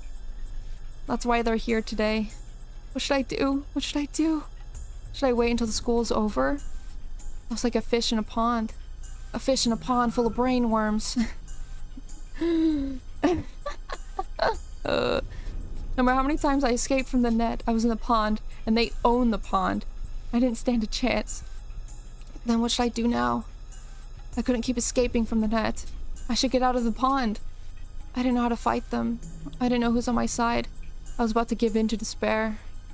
For now, I'd have to think about how to survive this. So I'd at least have time to think about how to fight against them. I have to get out of this pond. When I was about to leave the bathroom, one of my classmates came in. Pretended to be sick, talked to the girl while leaning on the wall. I don't feel good. Think I better go home. Can you tell Chie-sensei I left school early? I shouldn't let Chie-sensei know that I'm leaving school early if I'm trying to run away from them. But if I didn't, they might think I ran away without cause. I might lead them to chase after me without mercy. If that happens, I don't stand a chance. They're planning to capture me after school is over. Oh, wait? Hold on. They were planning to capture me after school's over. Okay, yeah, that makes sense. But I happened to feel sick and left school early. If they took it that way, they wouldn't think that I noticed the noose tightening around me. I was about to go back to the classroom to get my bag, but I changed my mind and turned around. I didn't need my bag anymore. I realized nobody was watching me, so I stopped pretending to be sick and started running. Dude, she's in it. She's in it deep. Chie-sensei, take a look at this. Take a look? Something wrong with the documents? Yeah. The date on the quote and the invoice are left blank. It's supposed to put today's date here. Oh, they wanted to leave them blank. They said they couldn't put the same date on the quote and the invoice. They're told to leave them blank by General Affairs. Okay then. And the phone number on the invoice is different from the one on the envelope. Do you know which one is the correct one? Oh, I didn't notice that. Hello, excuse me? Yes? What's the matter? The phone number on the invoice is different from the one on the envelope. Which one is correct? Oh. It's the one on the invoice. I used the old envelope we used to use at our former office. I'm sorry about that. I told our part-timer to add a stamp with the new phone number, but I guess she forgot. I apologize for the confusion. Can you just erase the number?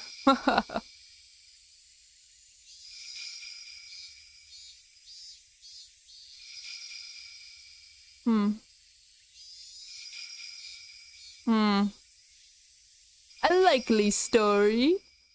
A likely story. Lunch takeout list 3. Oh, goodness gracious. Ah. Lunch takeout list 3. I hope it's something yummy. The danger of a culture-bound syndrome lies in the fact that it can easily trigger delusional misidentification syndrome. That is to say, in the current case, every time the patient sees something trivial, she tries to interpret it as a curse. And it's believed that as a result of the accumulation of these events in an understandable form, delusional system is created, ultimately leading to paranoia. This is also called magical thinking in English. They probably don't really have a word for that. I guess delusional misidentification syndrome is what they call it in Japanese. Furthermore, the patient is also exhibiting slight signs of a personality disorder. Oh, really? Which one? I'm curious about this. Of course, it's at a very mild level, and it's not causing any hindrance whatsoever to the patient's daily life. It's common for even healthy individuals to have primary delusions in their daily lives. They usually ignore it automatically without recognition, since the delusions are nonsensical. She has all of them. She has every personality disorder. However, there are cases where the delusions accumulate despite being incomprehensible.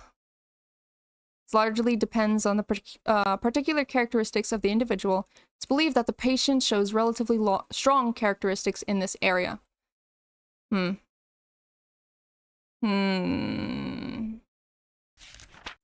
believe we're very much aware that primary delusions are categorized into 3 different kinds. Delusional mood is the feeling of impending crisis without basis. Delusional intuition is the feeling of a sense of duty or goal without basis. Delusional perception is the feeling of a baseless cause against a baseless target.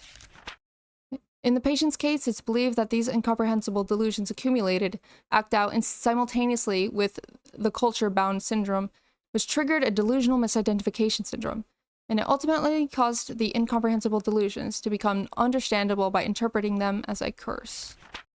The comprehensible delusion system induces understandable secondary delusions, further strengthening the patient's delusional system with the passage of time. The delusional parasitosis mentioned earlier can be considered a secondary delusion. I mean, I haven't learned any of this in my studies, but I haven't looked into it, so I'm not sure if any of this is correct. But I can look it up later, I guess. Or somebody can look it up.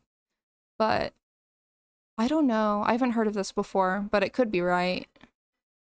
Common factor of all cases of paranoia is that even after an outbreak, they still appear perfectly normal with no change in their personalities. Patients are unaware of their own ailments, and due to the personal interpretations of their delusional system, there are many cases where patients arm themselves logically, making it extremely difficult for a third party to point out that they're having a delusion. That's true. Furthermore, although it may depend on the tendency of the delusions, there are also cases where the persecutory delusion turns into a pursuit delusion, or a conspiracy delusion, resulting in the patient creating an imaginary enemy and taking up an antisocial behavior. For example, there are cases where believers of a religious cult are deeply influenced by the cult's founders' paranoid visions, which shift the group into a conspiracy delusion, and that made them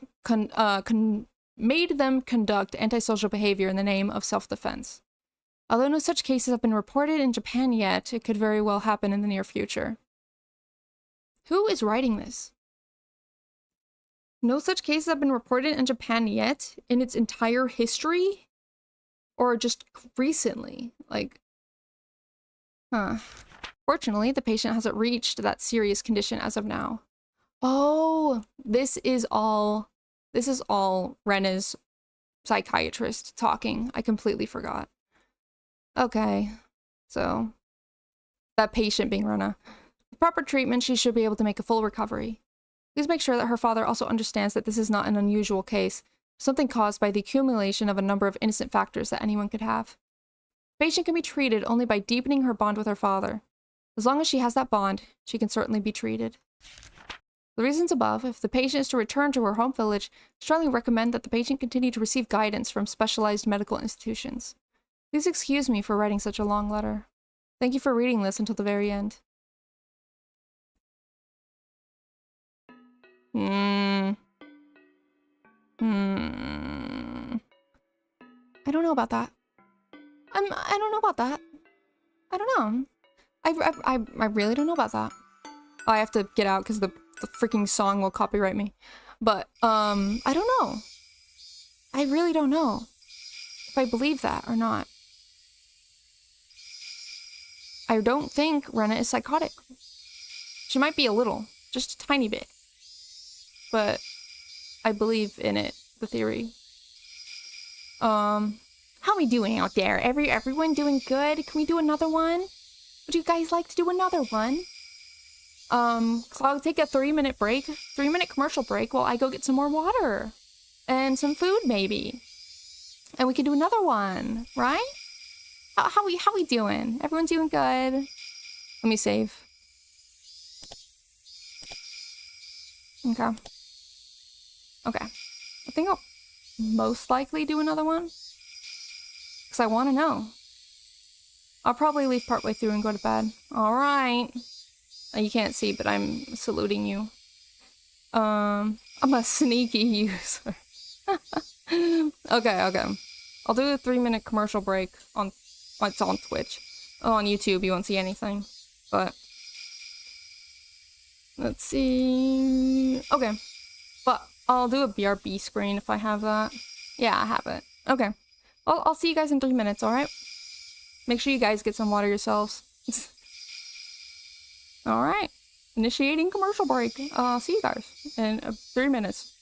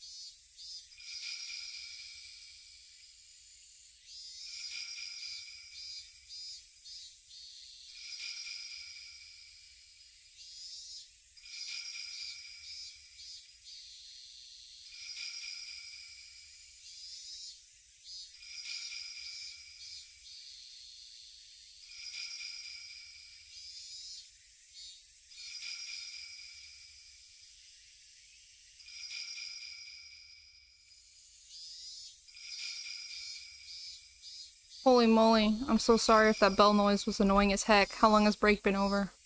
Oh my god. Jingle bells!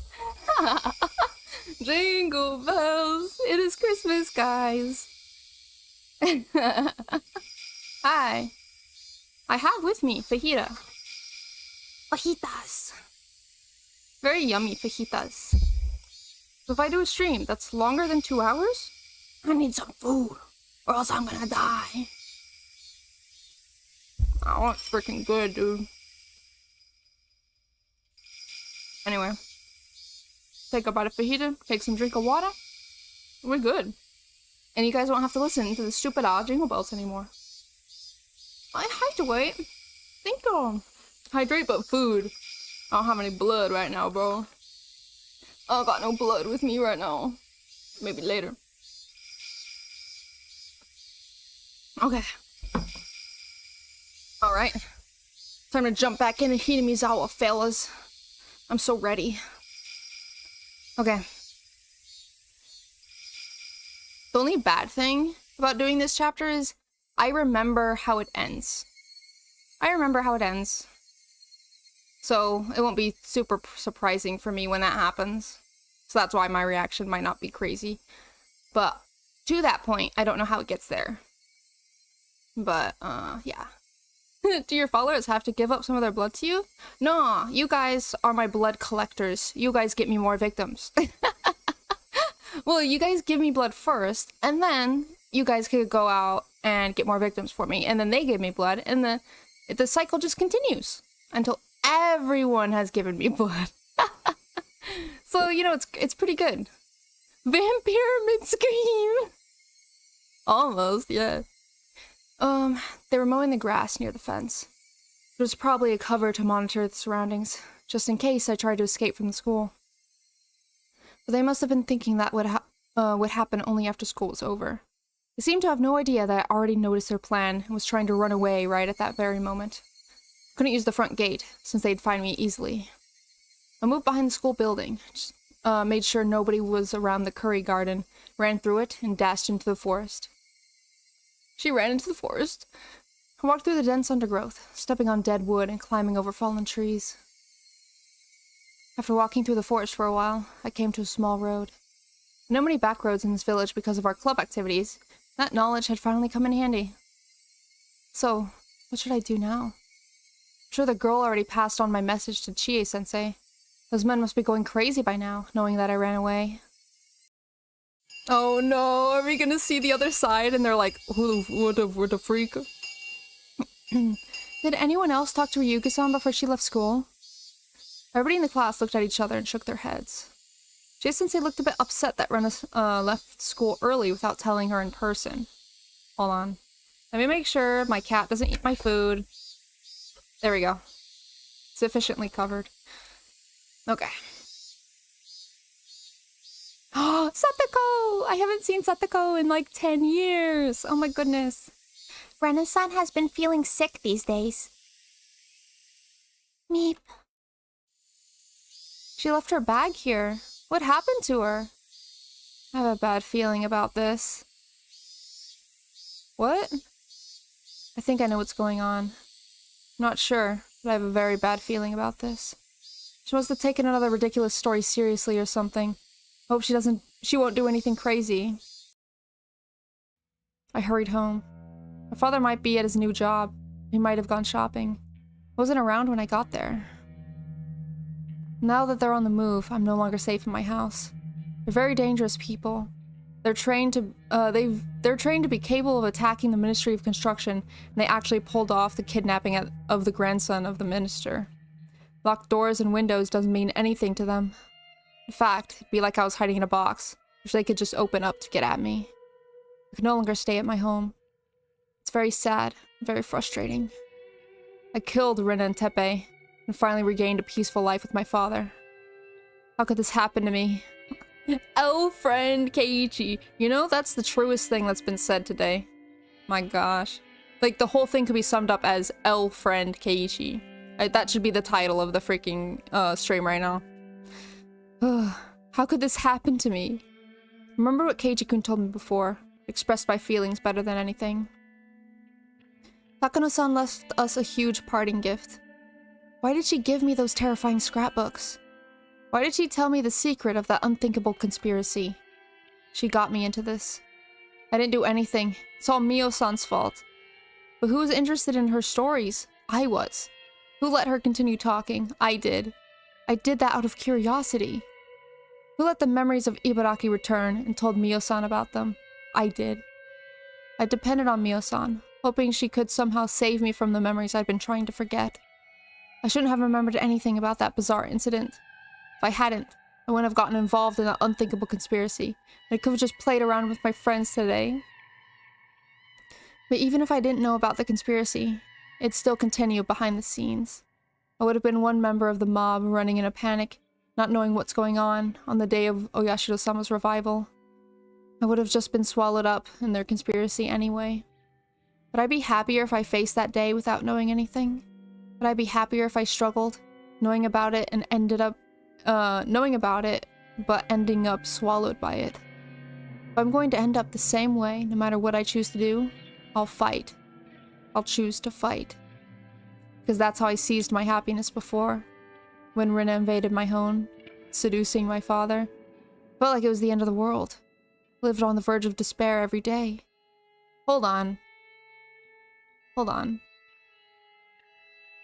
Did that actually happen now? I'm starting to doubt anything that Rina has experienced.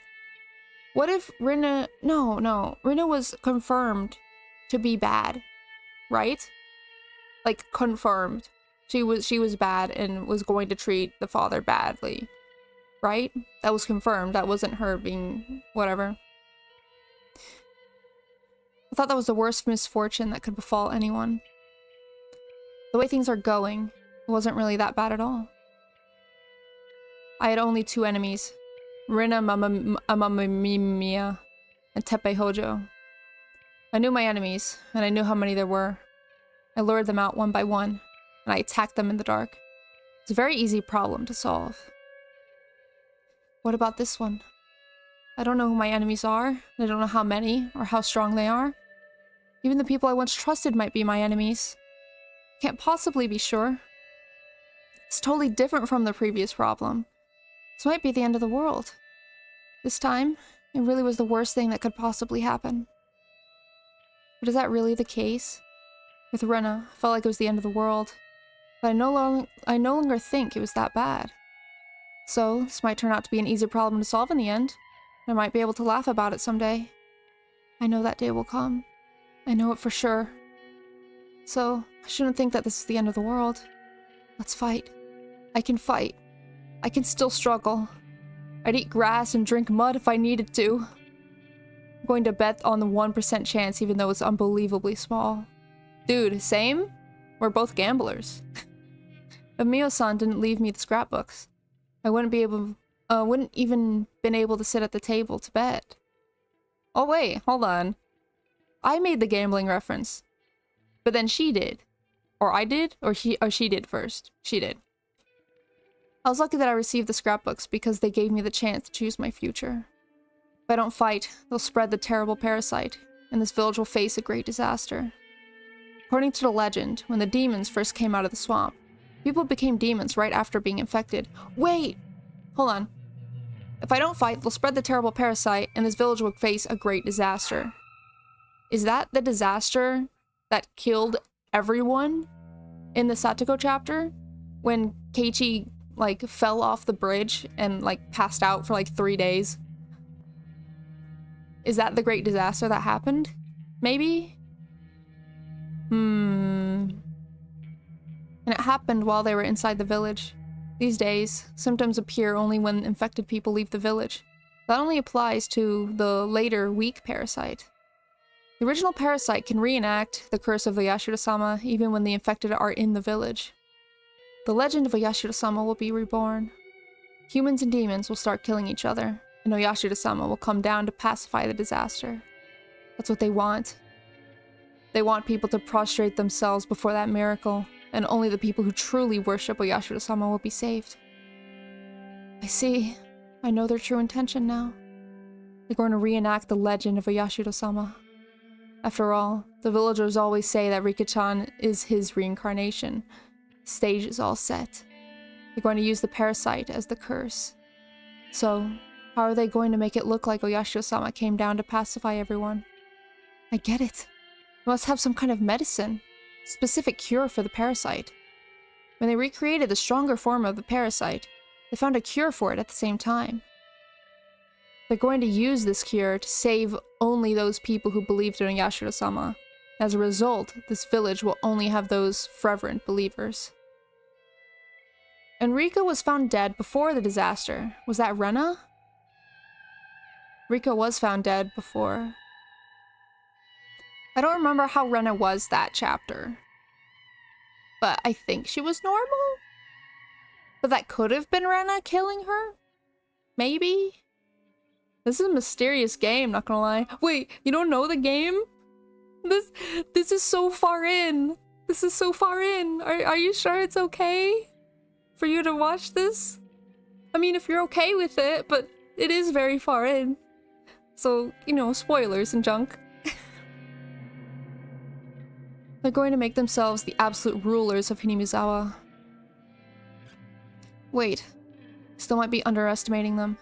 Are they going to carry out that horrifying act of bioterrorism only inside Hinamizawa? History proves that, when their goal is to control others, people desire to spread their religion across a wide area. I'm sure that they conducted research not only to bring back the primitive form of the parasite, but also to overcome its weakness, namely, that it only thrives in Hinamizawa. According to Miyo-san's research, the parasite doesn't like its host to be far from the region. Its weakness is the distance. They could extend the distance. Oh my goodness, you have 4 ears. Hey, you just don't think about it. You just kind of like ignore it, you know? As like noise. You know? They all work though. They all work though. To hear you better. Yeah, exactly. Yeah, 4 ears so I can hear you so much better. I can hear the lovely words that you're speaking to me. Even though you're not speaking at all, I'm seeing text messages. They could extend. I wonder how far along the research is. By now, the parasite might be able to live not only in Hinamizawa, but in Okinomiya as well. Or maybe even in the city? Maybe the whole prefecture? Might be able to cover nearby prefectures as well. This is too serious to just call it a conspiracy. It's horrifying enough, and it's large scale enough to call it a revolution. Okay, Rena, chill. The day of revival is probably not far off. I can tell by how they killed Miyo-san, by the extent of their pressure they're putting on me. They're trying to get rid of the small fish bones stuck in their throat by any means, because that day is coming ever closer. I'm the only one who can stand up against a revolution. Can't trust anybody. Think I can trust Keiichi-kun, but no one else. Michan is out of the question. Can't trust Rika-chan either. Satoko-chan and Rika-chan stick together like super glue, so I can't trust Satoko-chan either. Can't trust any adults. I can't trust anybody. No one is on my side. I have to stand up against them alone. Clock is ticking towards that day, and the ticking noise made me frustrated. The mysterious ticking noise. How should I fight against them? What should I do? I needed time to think.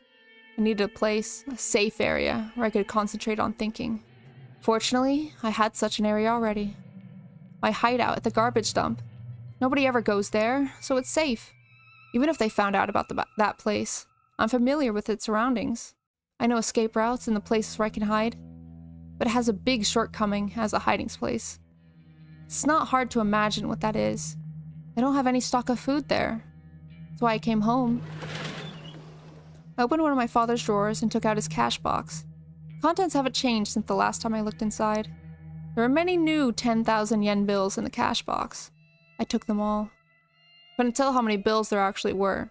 It looked to be about 80 of them. Oh my Jesus. Wait, that means she has... Okay, 80 10,000 yen bills. That's like 800,000 yen? This should be plenty. If I evaded them long enough to use up all of this money, that would mean I did pretty well. Plus, I might use it to buy someone off.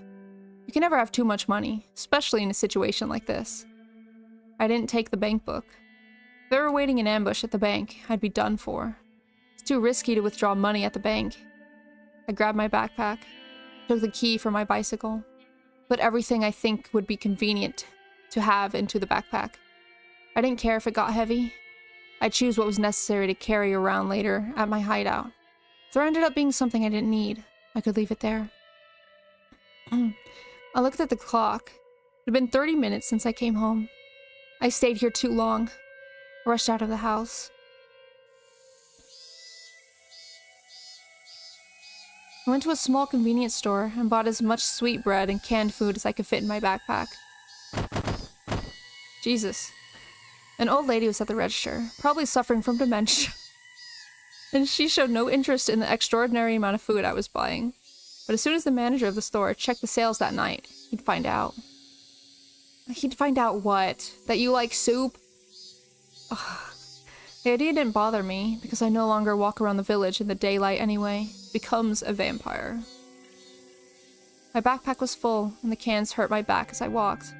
That didn't bother me either. As I got to my hideout, still carrying the heavy backpack. Okay, but why sweetbread though? At least buy some savory stuff. You know, she probably got cans of beans or something. Well, they probably don't have cans of beans in Japan. Well, yeah, they do. I organized the stuff I bought. Oh, heck! I accidentally clicked a button, sorry. It was very heavy to carry, but now I had sufficient food. The abandoned construction office still has running water, so I could get some from there. I'd want to get some vegetables, but in a situation like this, I could hardly complain. After I organized things, I took out the scrapbooks I hid here, put my brain into top gear, flipping through the pages. So, now what? How am I going to stand up against this gigantic conspiracy? I'm going to eat now. Hope Ren and Normal's out. Yeah, I hope so too. Good night, good night. I needed to calm down, stay cool, but also to think fast. There might not be a lot of time, so I'd have to hurry. But I don't know what to do. It's easy to run to school in the morning when I oversleep. It's easy because I know where I should go. But now, I don't know where I should go to, or what I should do. Now that I've come to this point, I should tell Oishi-san everything. It's highly likely he's an enemy. That doesn't matter anymore. If it was true, I'd just declare war. But if he was on my side, he'd be my only remaining hope. I'm far too weak to stand alone against the terrifying scale of this conspiracy, poised to instill fear throughout Japan. Okay, now the conspiracy has reached the entire country of Japan. Okay. I'd have to use a public phone to make the phone call.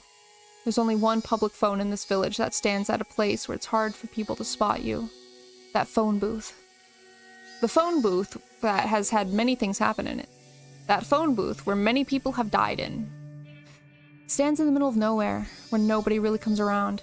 Many bugs gather around the light when it's dark, and it's not a pleasant place to go. But I can't think of any other public phones I can use to contact Oishi-san without being seen. Even though it stands in the middle of nowhere, it's still dangerous to use in the daylight. I should wait until nightfall and take advantage of the darkness. I heard that Oishi-san has been holed up in the station since Mio-san's murder case, so I should be able to reach him anytime. I have the number for the direct line to his office, too. The sky was still bright. Even though I had no time, I still had to wait for it to get dark. Frustrated, I glared at the sunset. I should find something to do.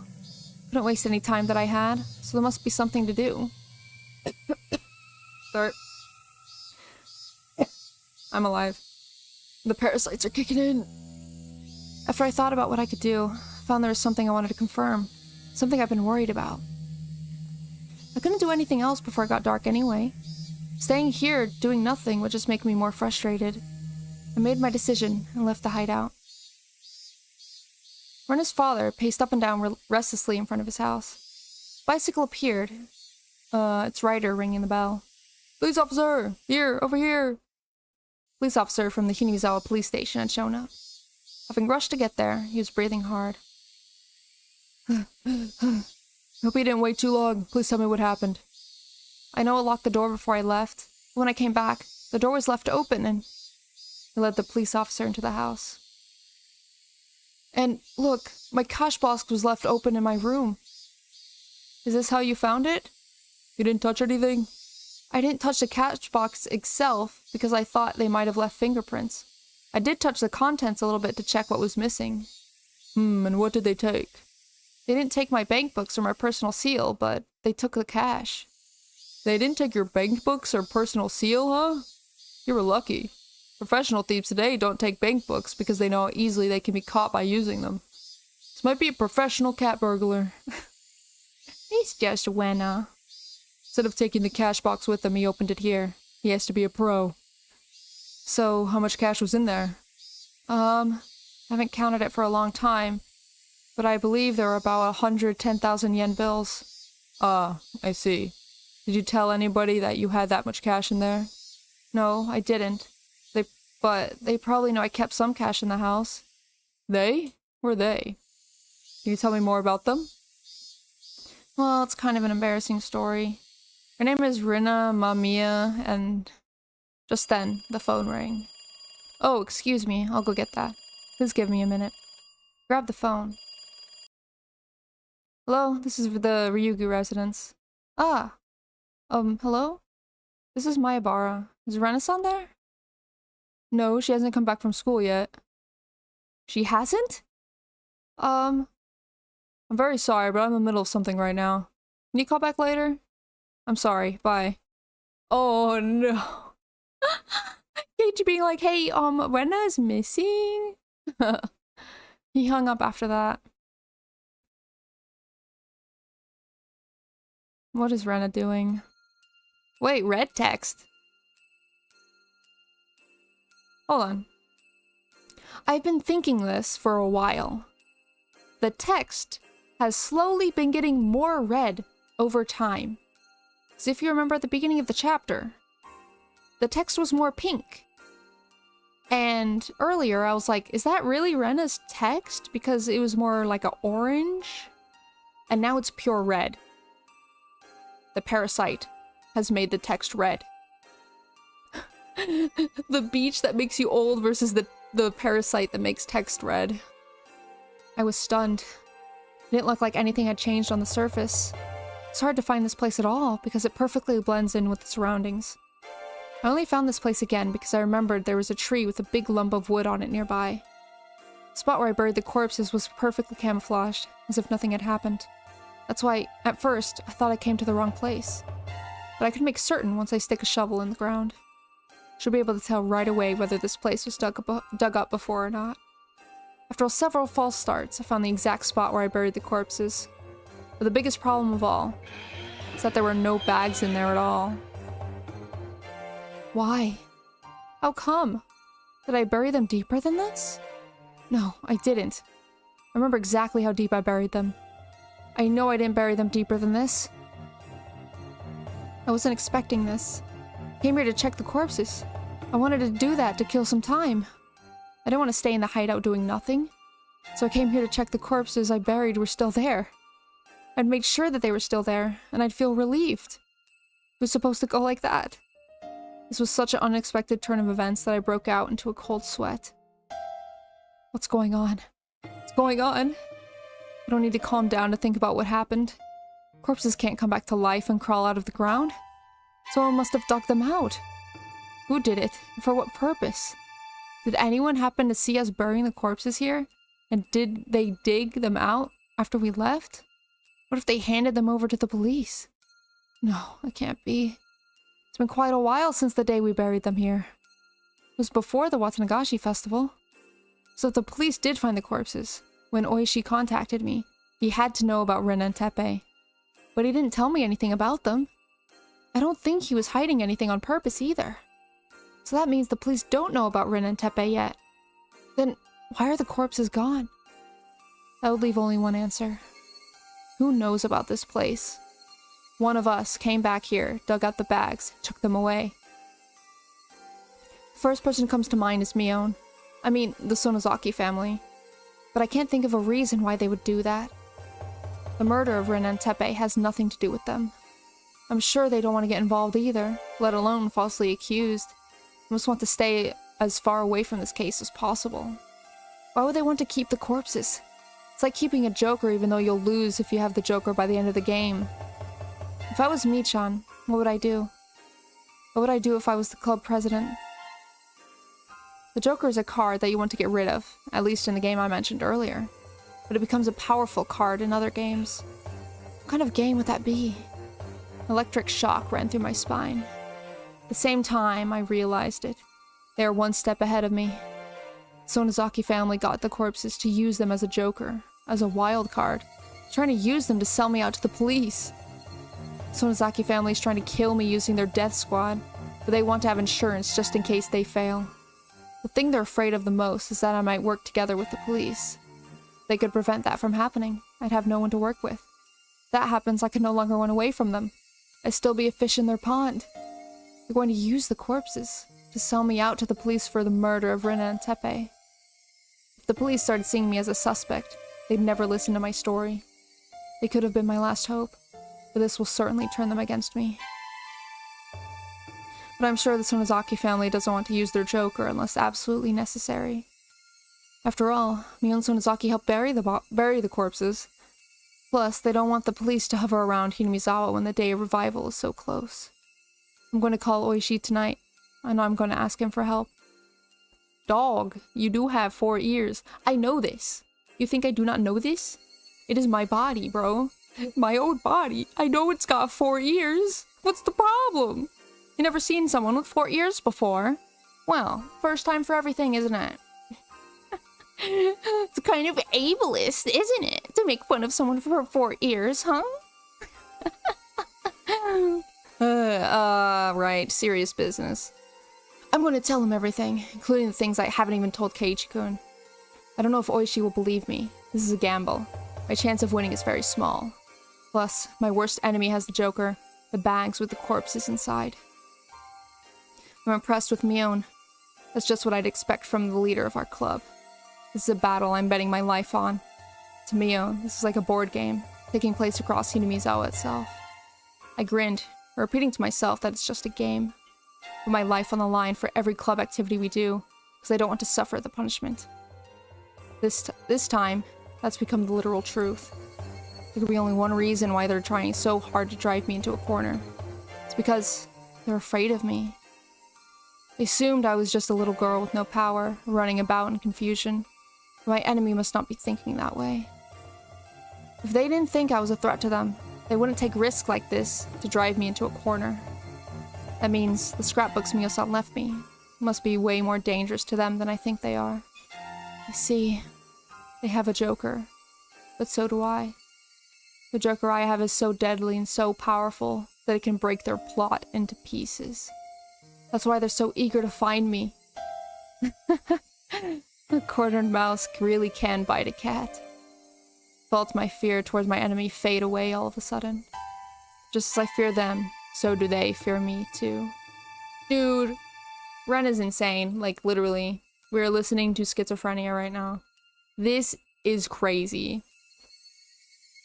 So, this is an evenly matched game.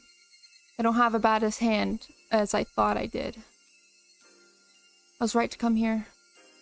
I found out about the card my enemy was holding. This is a big deal. I felt myself shiver with excitement. I grinned to encourage myself. I don't need to be here any longer. They know this place. They might come here to find me. It's not safe for me to stay here for long. I decided to go back to my hideout. On the way back, I passed close to my house. I noticed something different right away. I hid behind a bush and looked at the front gate of my house. My father was talking to a police officer. I strained to catch their conversation. Yes, she usually parks it there. My father pointed to the place where I usually parked my bicycle. Okay. Please let us know whenever your daughter comes back. I'll try to find her as well. Mi-chan, you're good. Did you already play your joker? Oh my god. Dude, she's... oh my god. Miona always starts a battle by attacking without hesitation, and wins. Seems like the police are already after me. My chance of being able to explain the conspiracy to Oishi was already small, but this makes it even smaller. No. So I'm going to talk to Oishi. He sees the Sonozaki family as his enemy. He's trying to expose everything about them before his retirement. That's why he'll be on my side. He's not going to fall for their trick. Of course, there's a very high possibility that everything was a part of their trap from the very beginning. It's possible that he claimed the Sonozaki family was his enemy in order to make me believe that he's on my side. But their joker is actually giving me hope. Oishi is one of them. it would be too early to play their Joker. Oishi isn't one of them. That's why they got their Joker. Got the Joker so they can play it before I go to the police. No, wait. That might be a trick to make me think that way in order to make me trust Oishi. Oh my god. How long is this gonna go on? She's literally... I feel like she's just going off. And this is leading nowhere. Literally, this is not going to help her at any point. When Mion gives me two choices to choose from, it's usually better to choose the one I like without thinking too much. Mion, after all, likes to guess people's intentions in order to confuse them. So, when you think about a choice too much, you're already in their hurt trap. I'm going to do as I planned. I'm going to call Oishi after it gets dark. He's going to become my ally. We can talk about the future. And if he isn't, that, I realized, was what I had to think about before it got dark. You just leave. That's it. You just go away. You run somewhere else. I can't believe Rena got this deep into it. I mean, if we didn't have Keiichi's perspective of the events, we would not think that Rena is blowing things out of proportion at all.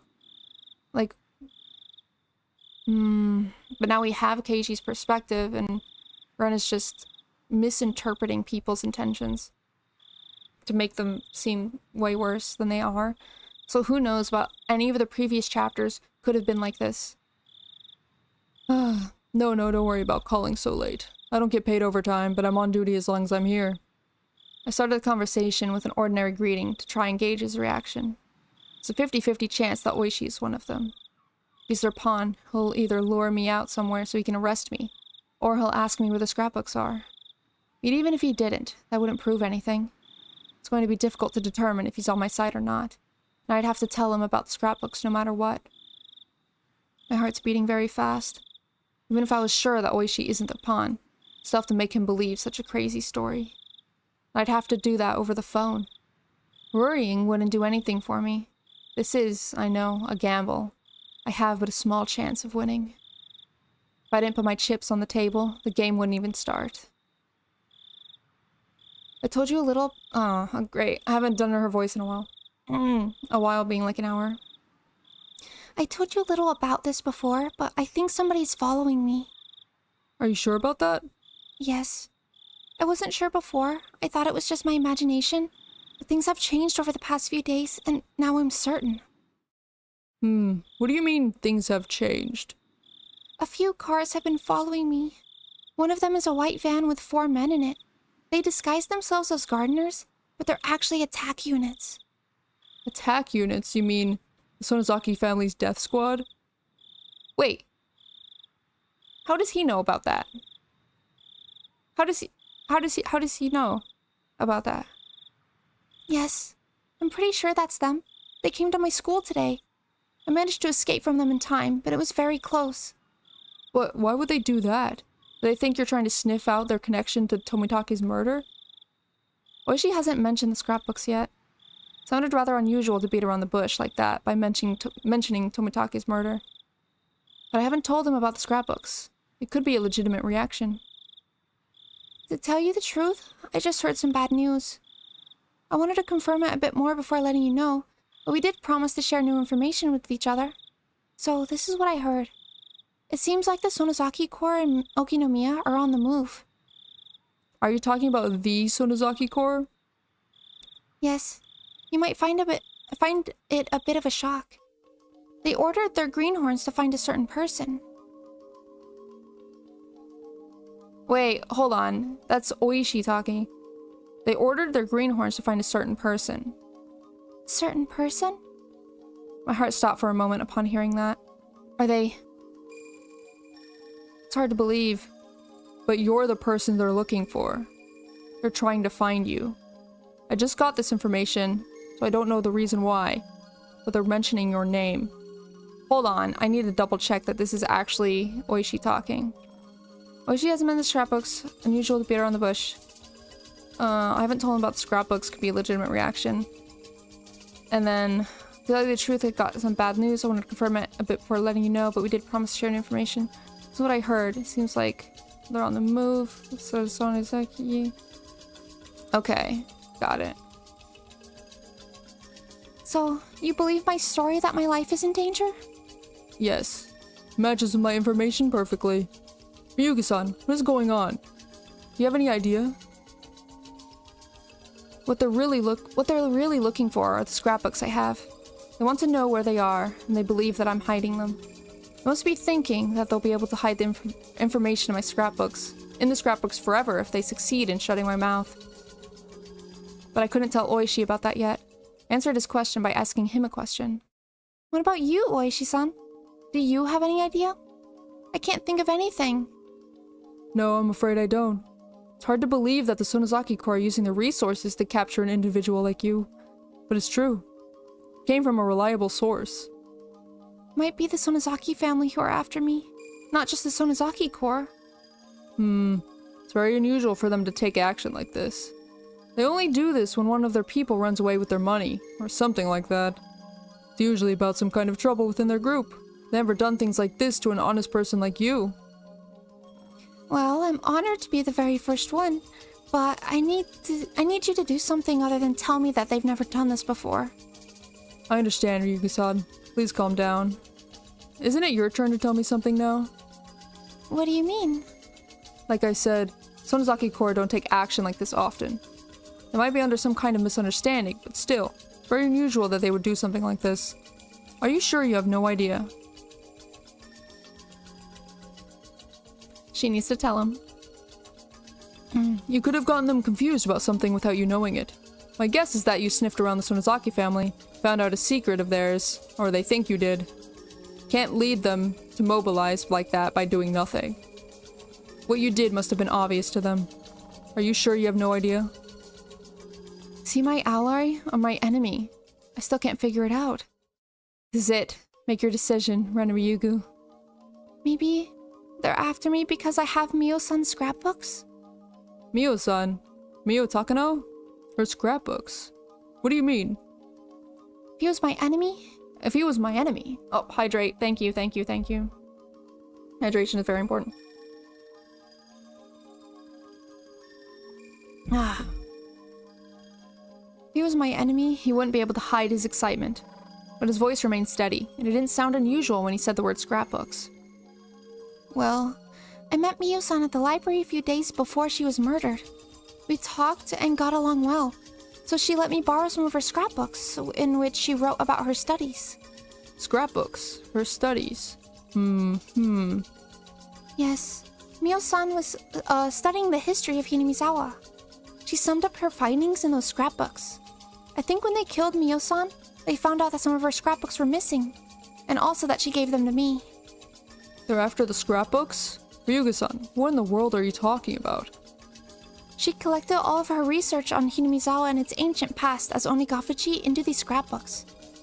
She wrote about the origin of Oyashiro-sama's cult in them too. The origin of the cult of Oyashiro-sama?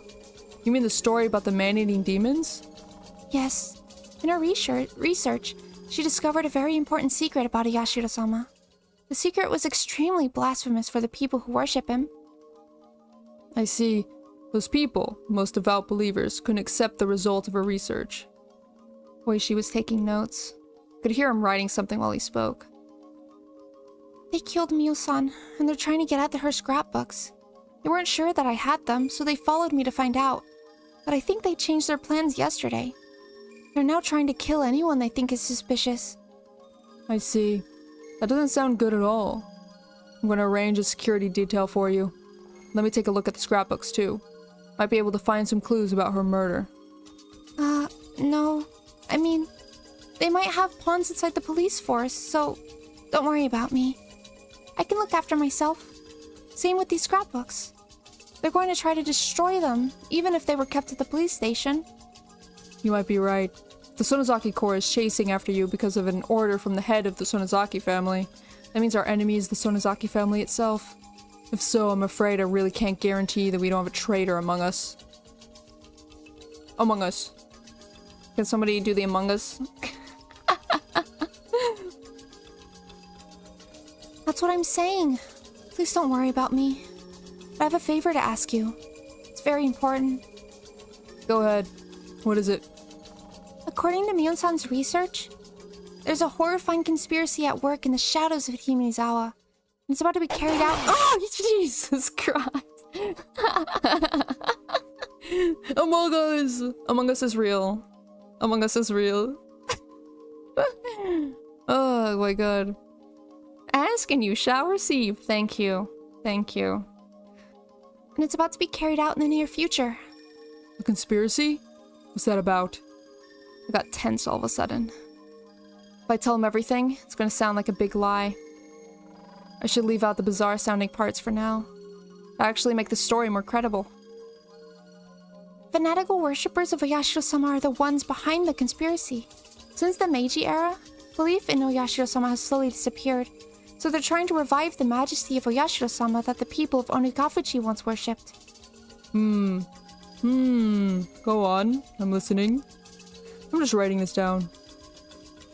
According to Miyo-san's research, the origin of the legend of Oyashiro-sama lies in the primitive endemic disease. People feared this endemic disease and called it the curse of Oyashiro-sama. And then someone like a doctor treated the disease, and was then worshipped by the villagers as Oyashiro-sama himself.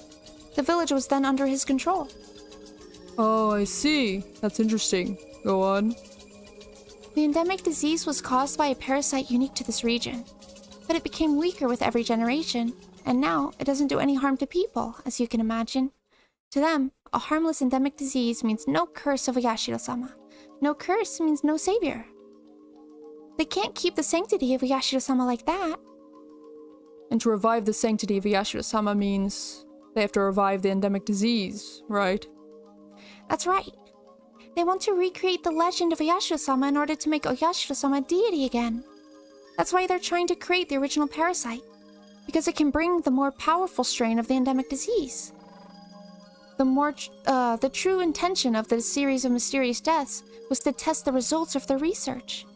And now they finally succeeded, reenacting the maggot's disease with Tomitake-san. Took them 5 years, but they've managed to bring the parasite back to its original power. What the hell? Their goal is to spread the parasite, use the cure they developed to save only the people who believe in Oyashiro-sama, and create for them a paradise. Are you sure it's all true? Scrapbooks say that the most of the residents of Hinamizawa are infected by the parasite. There's medical evidence of its existence too. I can't believe it. Damn it, that hag Ordio is on death's door already. Yet she can't just cross the sticks on her own. This is indiscriminate terrorism. What the hell? The original parasite can only survive around Hinamizawa. There's a high probability that they've improved it to be able to survive in a wider area. It's going to destroy not only Hinamizawa, but also Okinomiya, or even the entire city, or the entire prefecture. Damn it. What should we do? Who's behind all this? It's the 3 families. Most likely the Sonozaki family is in charge. But I'm not sure if Odio is the leader or not. I can only refer to them as they. I have no idea how far this thing reaches. Do you know where they're doing all this research? I could shut it down. I don't know. It's not in the scrapbooks either. You have any idea? Must be a big facility to do that kind of research. You can use a garage for remodeling guns or something like that. But when it comes to parasites, I don't think that would be enough. Mio-san was a nurse at the EDA clinic. Do you think that could be it? I always thought it was a bit too big and fancy for a small village like Hinamizawa. Ah, the EDA clinic. They need a specially designed facility. With advanced airtight containment, among other considerations, to be able to do research on dangerous parasites like this one. It's easy to equate suspicious research with a clinic facility. But also, this is Rena thinking in her head. It's easy to equate suspicious research with a clinic facility. It also sounds too easy and a little cliche. At first, I thought they converted a part of the clinic into a secret research center. That actually sounds a little too unrealistic. Anyway, I don't know where it is, so please find that out. Can't you just raid every suspicious place at once? If only. As you know, we need a warrant for that kind of thing. There's a way I can get one even after doing a raid, but I need conclusive evidence that it was actually the research building in question in order to do that. Oishi is a police officer. If he's gonna work as a police officer, he has to follow their rules. But they really are planning bioterrorism. There has to be a reason why they killed Mio-san so quickly. I think the reason is because their day of revival isn't far off. Okay, I understand. I'll try to do what I can. With an unthinkable plan like this, I'd imagine it'd be difficult to keep all the Tsunezaki family members on their side. I'm sure there are some who are secretly against it. Try to make contact with those people. Don't worry, I'm very good at things like this. Oishi laughed to try to cheer me up. I was upset with the work of the police before, but Oishi's positive reaction was very reliable. He's what you might call an outlaw. Oishi's greatest advantage to me is that he doesn't exactly play by the rules. It's very encouraging that he has that kind of skill, especially since we have to act both very quickly and without conclusive evidence. Police normally investigate incidents after they've happened, but that doesn't work in this case. This incident actually does occur. It's going to be a big disaster. Mio-san exposed such a horrifying conspiracy. I'm scared. She met a very sad end. She was burned in a drum in the mountains of Gifu. I feel very sorry for her. Oh, right. I forgot to tell you something. I found something odd about her death. Something odd? Well, first I thought it had something to do with the case, but after hearing her conspiracy theory, it's going to sound like nothing. Oh, I got a cough again. I'm alive. The crime lab is probably just a mistake. Just made a mistake. Please tell me. I want to know. We promised to tell each other everything, didn't we? I don't mean to hide it. It's just that it might sound like a silly horror story. Ryuga-san, do you remember the night of Wachanagashi? After the festival. You and 4 of your friends talked with Tomitake and Takano, didn't you? Yes, we did. We just talked for a few minutes or so, I think. Well, we found Takano's dead body that night, but the crime lab in Gifu Prefecture said that she'd been dead for 24 hours when she was found. But that doesn't make sense. If that's true, she had to be dead the night before the festival. What's that supposed to mean? I'm confused.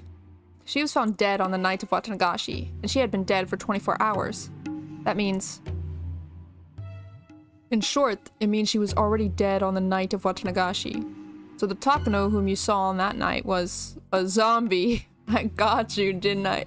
Don't joke about stuff like this, Oishi. She's gonna take it seriously. Goodness. No, haha. Well, like I said, I think they just made a mistake. I felt my brain freezing over. Oishi laughed, saying it sounded like a horror story from summer camp. But actually, the fact that Mio-san's time of death was off backed up her incredulous theories. I haven't mentioned this one to Oishi or Keiichi-kun. If I did, it started out everything else I said. That's how absolutely unbelievable this theory is. At any rate, the mismatch with the time of Mio-san's death means a lot. What irony. Mio-san came up with a theory, and she proved it correct with her own life. Right! She said she would die in a couple days, and then she did. Right? No, not yet. Doesn't prove anything yet. If her theory is true, it might happen again. There's no way. It can't be true. I still can't believe it. But Oishi just said it. He said Mio-san was already dead on the night of the festival. It means that Mio-san, who was walking arm in arm with Tomitake-san on that night, wasn't Mio-san. Mio-san was already dead, so that wasn't her. That means she was... I have no idea what that means. Either Mio-san is like a twin, which probably not true, or I don't know. I felt a new sensation, one I'd never felt in my life before.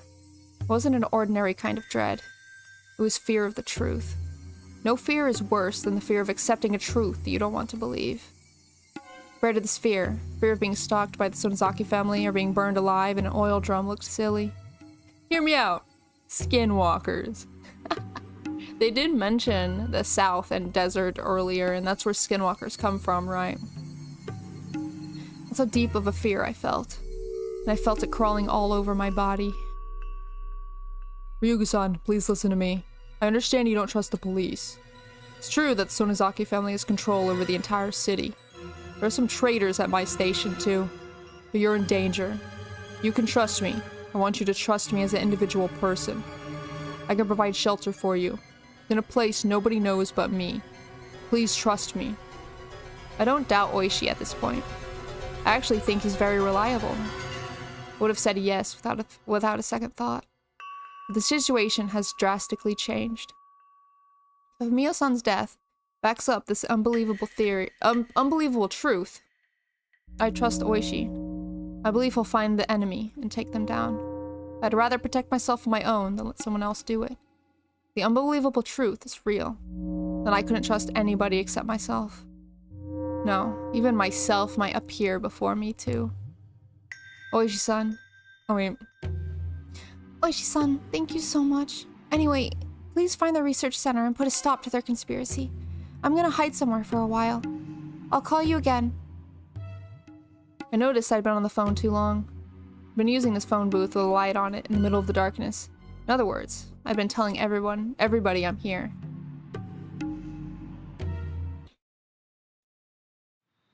Hello? Hello? She hung up. Oishi wanted to talk more. Licked his tongue and put the phone down. His junior, Kamagi, rushed into the room. Oishi-san! It's getting really bad now. It's Tatsuyoshi Kasai who gave the Sonozaki Corps the order to find Ren Ryugu. Kasai? Kasai? Kane Sonozaki's right-hand man? Tatsuyoshi Kasai was pretty high-ranking big shot, even amongst the boss's younger brothers. He used to be the boss of a subordinate branch, but after suffering a bad injury during a gang war, he stepped down, and now he served as the boss's aide. Kane Sonozaki relies especially on him, and as her right-hand man, he's still feared even now. Kasai moves, other games consider it as a declaration of war. They fear him very much. He's a warrior among warriors. He's been lying low these days, but he's led countless numbers of gang wars. He was also the leader of a professional attack squadron that went to the US to receive military training during the dam conflict. They were crazy enough to think of attacking the Ministry of Construction for real. Looks like it's causing quite an uproar among our informants. They're saying that Ren Ryugu must have found some kind of information that's very inconvenient for the Sonozaki Corps. I'm impressed at how to the point our informants actually are. Still, this is getting serious. Sato-san thinks it's the tape audio in the Ministry of Construction recorded during the secret negotiations. If that's true, it's going to cause quite a few deaths. This is more serious than that, Oishi thought. If her story is true, this is a massive conspiracy. It's going to cause more than quite a few deaths. It might destroy the entire village, or even the entire prefecture. It's going to be the biggest terrorist strike in history. Ren Ryugu's in danger. Kuma-chan, arrange an unmarked patrol car to keep watch on her house. As of today, we're going to put Ren Ryugu under protection. She's convinced she's being threatened by the gang. I'll talk to the section manager later. Well, actually, Ren Ryugu seems to have run away from home. Police officer confirmed that a lot of money disappeared from her father's cash box. Sounds like she took it and ran away. And I also had a call about a car belonging to the Sonozaki Corps parked in front of her house, too. What? Why didn't you tell me that sooner? Ren Ryugu's in great danger. She wasn't calling me from her house then. I need to find her right away. Give me a car. Arrest the people parked in front of her house. And get some guys over here. They're coming with me. Yes, sir. Goodness gracious. So it is real, right? Shion! I haven't seen Shion in like 10 years. Let's freaking go. What? Renaissance wasn't at home? It's pretty late. Yes. I waited in front of her house for a while, but she didn't come home. Maybe she's at a friend's place. She might be at Sis's house with her other friends, doing their club activities or whatever. Shion was lying down on a sofa, picturing her sister and her friends fooling around and playing games like they always did. I thought so too, so I stopped by Mion-san's house, but Ren-san wasn't there either. Mion-san was worried about her too. Oh, really? Well, I wonder what happened to her. She might have been caught by some hoodlum, though that would be unusual. I already told my staff to look for her just in case. I don't think that's what happened. She's not as weak as she looks. Anyway, why did she want to see me? Kasai took off his jacket. She only told him to go see Rena because she heard that Rena had requested to see him in person. Oh! Oh my gosh! I remember that. Oh my god, that was so long ago. Oh my god. Wow. This is way back from like the first hour of this chapter. Rena wanted to see Kasai because Kasai had connections with the Rena and stuff. Didn't something happen and she didn't need to see Kasai anymore, or did Kasai actually meet up with her? Because I'm pretty sure Kasai did meet up with her, right? And confirmed stuff? Or am I insane? Because Kasai didn't meet up with her. So, was Rena actually genuine? No, that can't be it. What? Oh, I thought I told you. She said she found something you lost. Rena-san wanted to give it back to you in person. Hey, I guess she likes you or something. Oh, right. Because she, yeah. Yeah. Oh, please. Anyway, I hope she's alright. Right then, the phone rang. Guess I answered it while loosening his tie. Yes, I understand. At once. So I sounded very serious. Shion immediately figured out who he's talking to. Who was it? Was it my father? Yes. Sonozaki family sent out an order to find Rena-san right away and to bring her to the main house. Oh, okay. Well. Okay. You mean Oreo gave the order? I wonder what Rena-san did. Will she have to peel off her own fingernails? Hope Oreo goes easy on her. Poor girl. Oh boy. Rena hasn't come home yet? No. I heard that Rena ran away from home, and she's hiding somewhere. Hiding somewhere? What do you mean? Also, I just got this information. Seems the police are looking for her. What? Everybody's talking. Oh my gosh. An unmarked patrol car is watching her house right now. Seems like there are several patrol cars looking for her in the village. Uncle Kimiyoshi received a call from the police too. He was told to use the town network to find out if anybody knows where she is. Do you think they found the corpses we hid? We hid them deep in the mountains. They couldn't have found them that easily. No, it's 100% impossible. I guarantee you that. Wow, how can you be so sure? Well, to tell you the truth, I let the Tsumihoroboshi family take care of them. They moved the bags to a secret place. And that's why that's why the bags are gone. That's why the corpses are gone. Rena. Secret place? Calm down. Don't worry about it. I heard that there's a major logging project happening this summer on the mountain where we hid the corpses. So I arranged help and took care of it. I see. You're very reliable. Oh wait, why am I doing a deep voice? I see. You're a very reliable person when you're on my side. But you'd be a very scary person to have as an enemy. I recommend you never underestimate me. So, it's not the corpses they're after. Then why are the police trying to find her? I don't know. But it seems like many gang members knew that Teppei Hojo and Rina Mamiya were trying to blackmail the Ryugu family. So that might be the reason why the police are after Rena. to help her? Or... But they're dead, so it's like... I don't think they consider her a suspect yet. They probably want her as a material witness. That's the same thing! Damn it! Rena finally regained her peaceful life. I'm not gonna let them ruin it. Mion, we need to help her. Of course! I already told my family in Okinomiya to find her before the police can. You can trust the Sonozaki family. They can protect her from the police. 120% guaranteed. Oh my god! Oh my... What? Hold on. What? Hold on. Hold on. Okay. So the police are looking for her. Right? And after the police started looking for her, Mion gave out the order for the Sonozaki family to look for her. Huh? So, the order to find her came from the police first? No. No. No. No. No. No. Just finding her first isn't going to solve the problem. We have to do something to clear her of suspicion.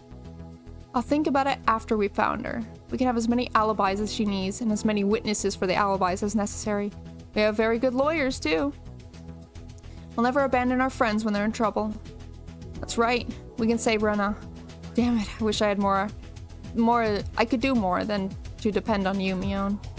Well, don't worry about it. It's okay to let someone else handle the situation when that person is better at it. This old man will take care of everything. Also, I'll create an alibi to fool the cops watching the whole village.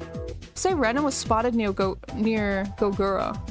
The wider the search area, the fewer policemen in one place. I see. It's a great idea. This is like nothing to us. We did more during the dam conflict. I'll protect Rena. And Kei-chan? Rena trusts you more than anybody, so she might come to you. If she does, please protect her. Give me a call right away. Yeah, will do. Rena's a strong girl. She should be fine. She can overcome this. Yeah, I think so too. I hesitated to say something. Rena hadn't been her normal self lately. If she was her normal self, I'd have no doubt that she could overcome this. But Rena is deeply convinced that Takano-san's delusions are true. Rena believes the Sonozaki family is behind the conspiracy. I'm not sure if she'd trust the Sonozaki family to protect her. Don't worry, I'm her friend too. She'll understand once I sit down and talk to her. Just like Kei-chan and I cleared up our misunderstanding, I can do that with her. I still can't believe that you believe such a crazy story, though. Well, can't believe I did either. This is going to be the most embarrassing thing to ever happen in my life. I really was deeply convinced until I talked to Mion. Even after the promise of friendship we made, I doubted her. Takano-san was endowed with magic, and I think the scrapbooks she wrote also carried a spell. Scrapbooks can make people go mad. They're forbidden scrapbooks. Nobody was supposed to read them. Rena's captivated by the power of that magic, even after Takano-san's death. This is all metaphor. I have to wake her up. I've got a very bad feeling about it. Oh, I'm sorry, someone is at the door. Might be the police. I have to go now. Okay. I'll tell them that Rena is hiding near Gogura. If they ask you something, just keep telling them you don't know anything. Okay, got it. Mion waited for my answer, then hung up the phone. After she hung up, slowly started to feel like Rena was being consumed by some huge, unthinkable fate. It's not only the police I'm worried about. Also worried because Rena's ensnared by the power of Takano-san's magic. Feel that she might be suffering from incredible anxiety. Dude, it's way worse than that. Oh, right. Rena might be hiding at her secret base in the garbage dump. Rena once told me that she used to spend time there when Rena-san was at her house. She told me that she hid the scrapbooks there too. She's hiding there. She must be hungry by now. I should bring her something to eat. I went to the kitchen to look for some junk food. My mother looked confused. Mom, I'm going to go somewhere, but I'll be right back. At this time? It's late. It's very important. I promise I'll be right back. And if Rena comes here while I'm gone, let her stay in my room. And if someone calls and asks you if you know where she is, just tell them you don't know and hang up, okay? My mom looked angry that I was leaving the house at so late an hour, but I rushed out of the house before she could say anything. Grabbed a flashlight from the wall of the garage, got on my bicycle, and sped off into the darkness. The moon looked beautiful, but in a creepy way. I feel like something terrible is going to happen. I don't know what it is, but I know it's coming. Something is going to happen. The moon, seemingly knowing just what that something will be, looked like it was laughing at us, pacing back and forth in confusion. Damn it. Laugh all you want. Laugh at this funny story as much as you want. I'm not going to laugh. I'm going to fight. And I'm going to smash through whatever fate is waiting for us. Rena, I hope you're there. Maybe my bicycle needs some oil? It's making a lousy noise as I pedaled. Damn it, even my bicycle is laughing at us. That's the thing. Something will always happen. Nothing stays quiet forever. You know? You've received new tips. The Others. The movie? The Others? The Village of the Body Snatchers. I love the achievement names. We're gonna read the tip and then most likely end it. The Others. Whomst. Oh boy. Rena and the dark text. Or the red text, really. Finished talking with Oishi on the phone, and soon left the phone booth. I realized something, and a chill ran through my body. I was in a phone booth that stood out tremendously in the dark. Somebody must have seen me. And I just got here. Well, I've been going for 3 hours, and I'm hungry, okay? I had some food, like, an hour ago, like a bite or two. But I know how annoying eating on stream is for people, so I don't do that. And I'm hungry. Somebody must have seen me. I was certain I was being watched. Saw glowing eyes staring at me in the dark. It wasn't human. Was it an illusion? No. I knew who they were. They were the ones controlling the 3 families who ruled Hirimizawa. Its eye level was too low for it to be human. Its outline was vague. I knew from the past records that they were physically frail. Silhouette, which indicated its inhuman appearance, was unbelievably unrealistic, especially its protruding head. One of the scrapbooks I received from Mio-san described their appearance in detail. Their eyeballs were pure red, like blood, and their bodies smelled like ammonia. Even though some of them have at times been captured around the world, all of them melted or disappeared, leaving no trace behind. What? What? Who they? Who they? The ones controlling the 3 families. Too low. Outline was vague. They were very frail. It sounds like a SCP. Sounds like a SCP. The only traces remaining are the marks proving their descent to Earth.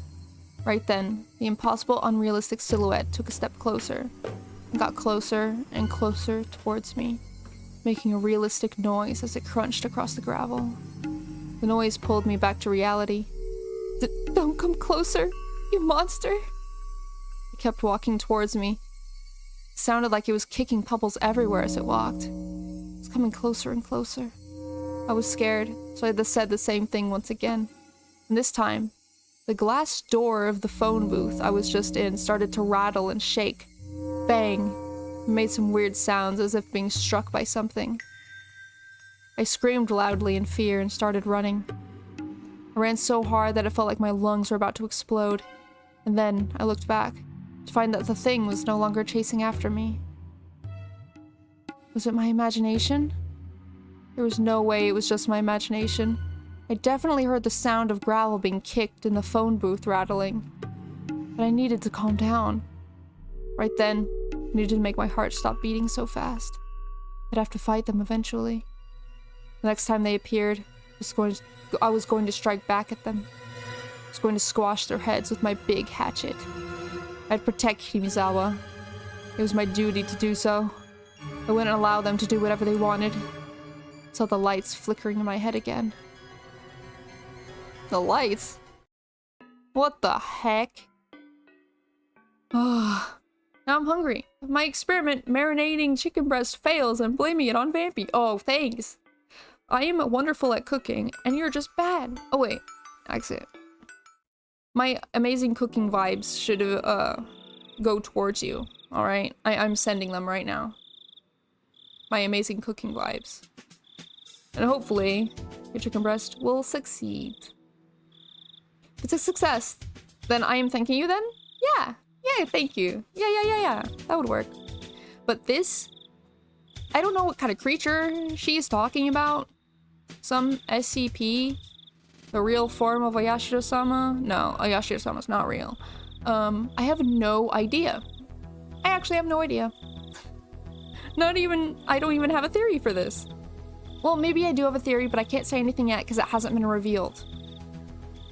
Maybe it'll be revealed next chapter. I can't remember. But, I got no clue what's going on. It's insane. What? Okay, that's all I really got to say about this part. Like, I don't know. I don't know. But thank you guys for listening in. Thank you guys for chilling with me, experiencing this wonderful story with me.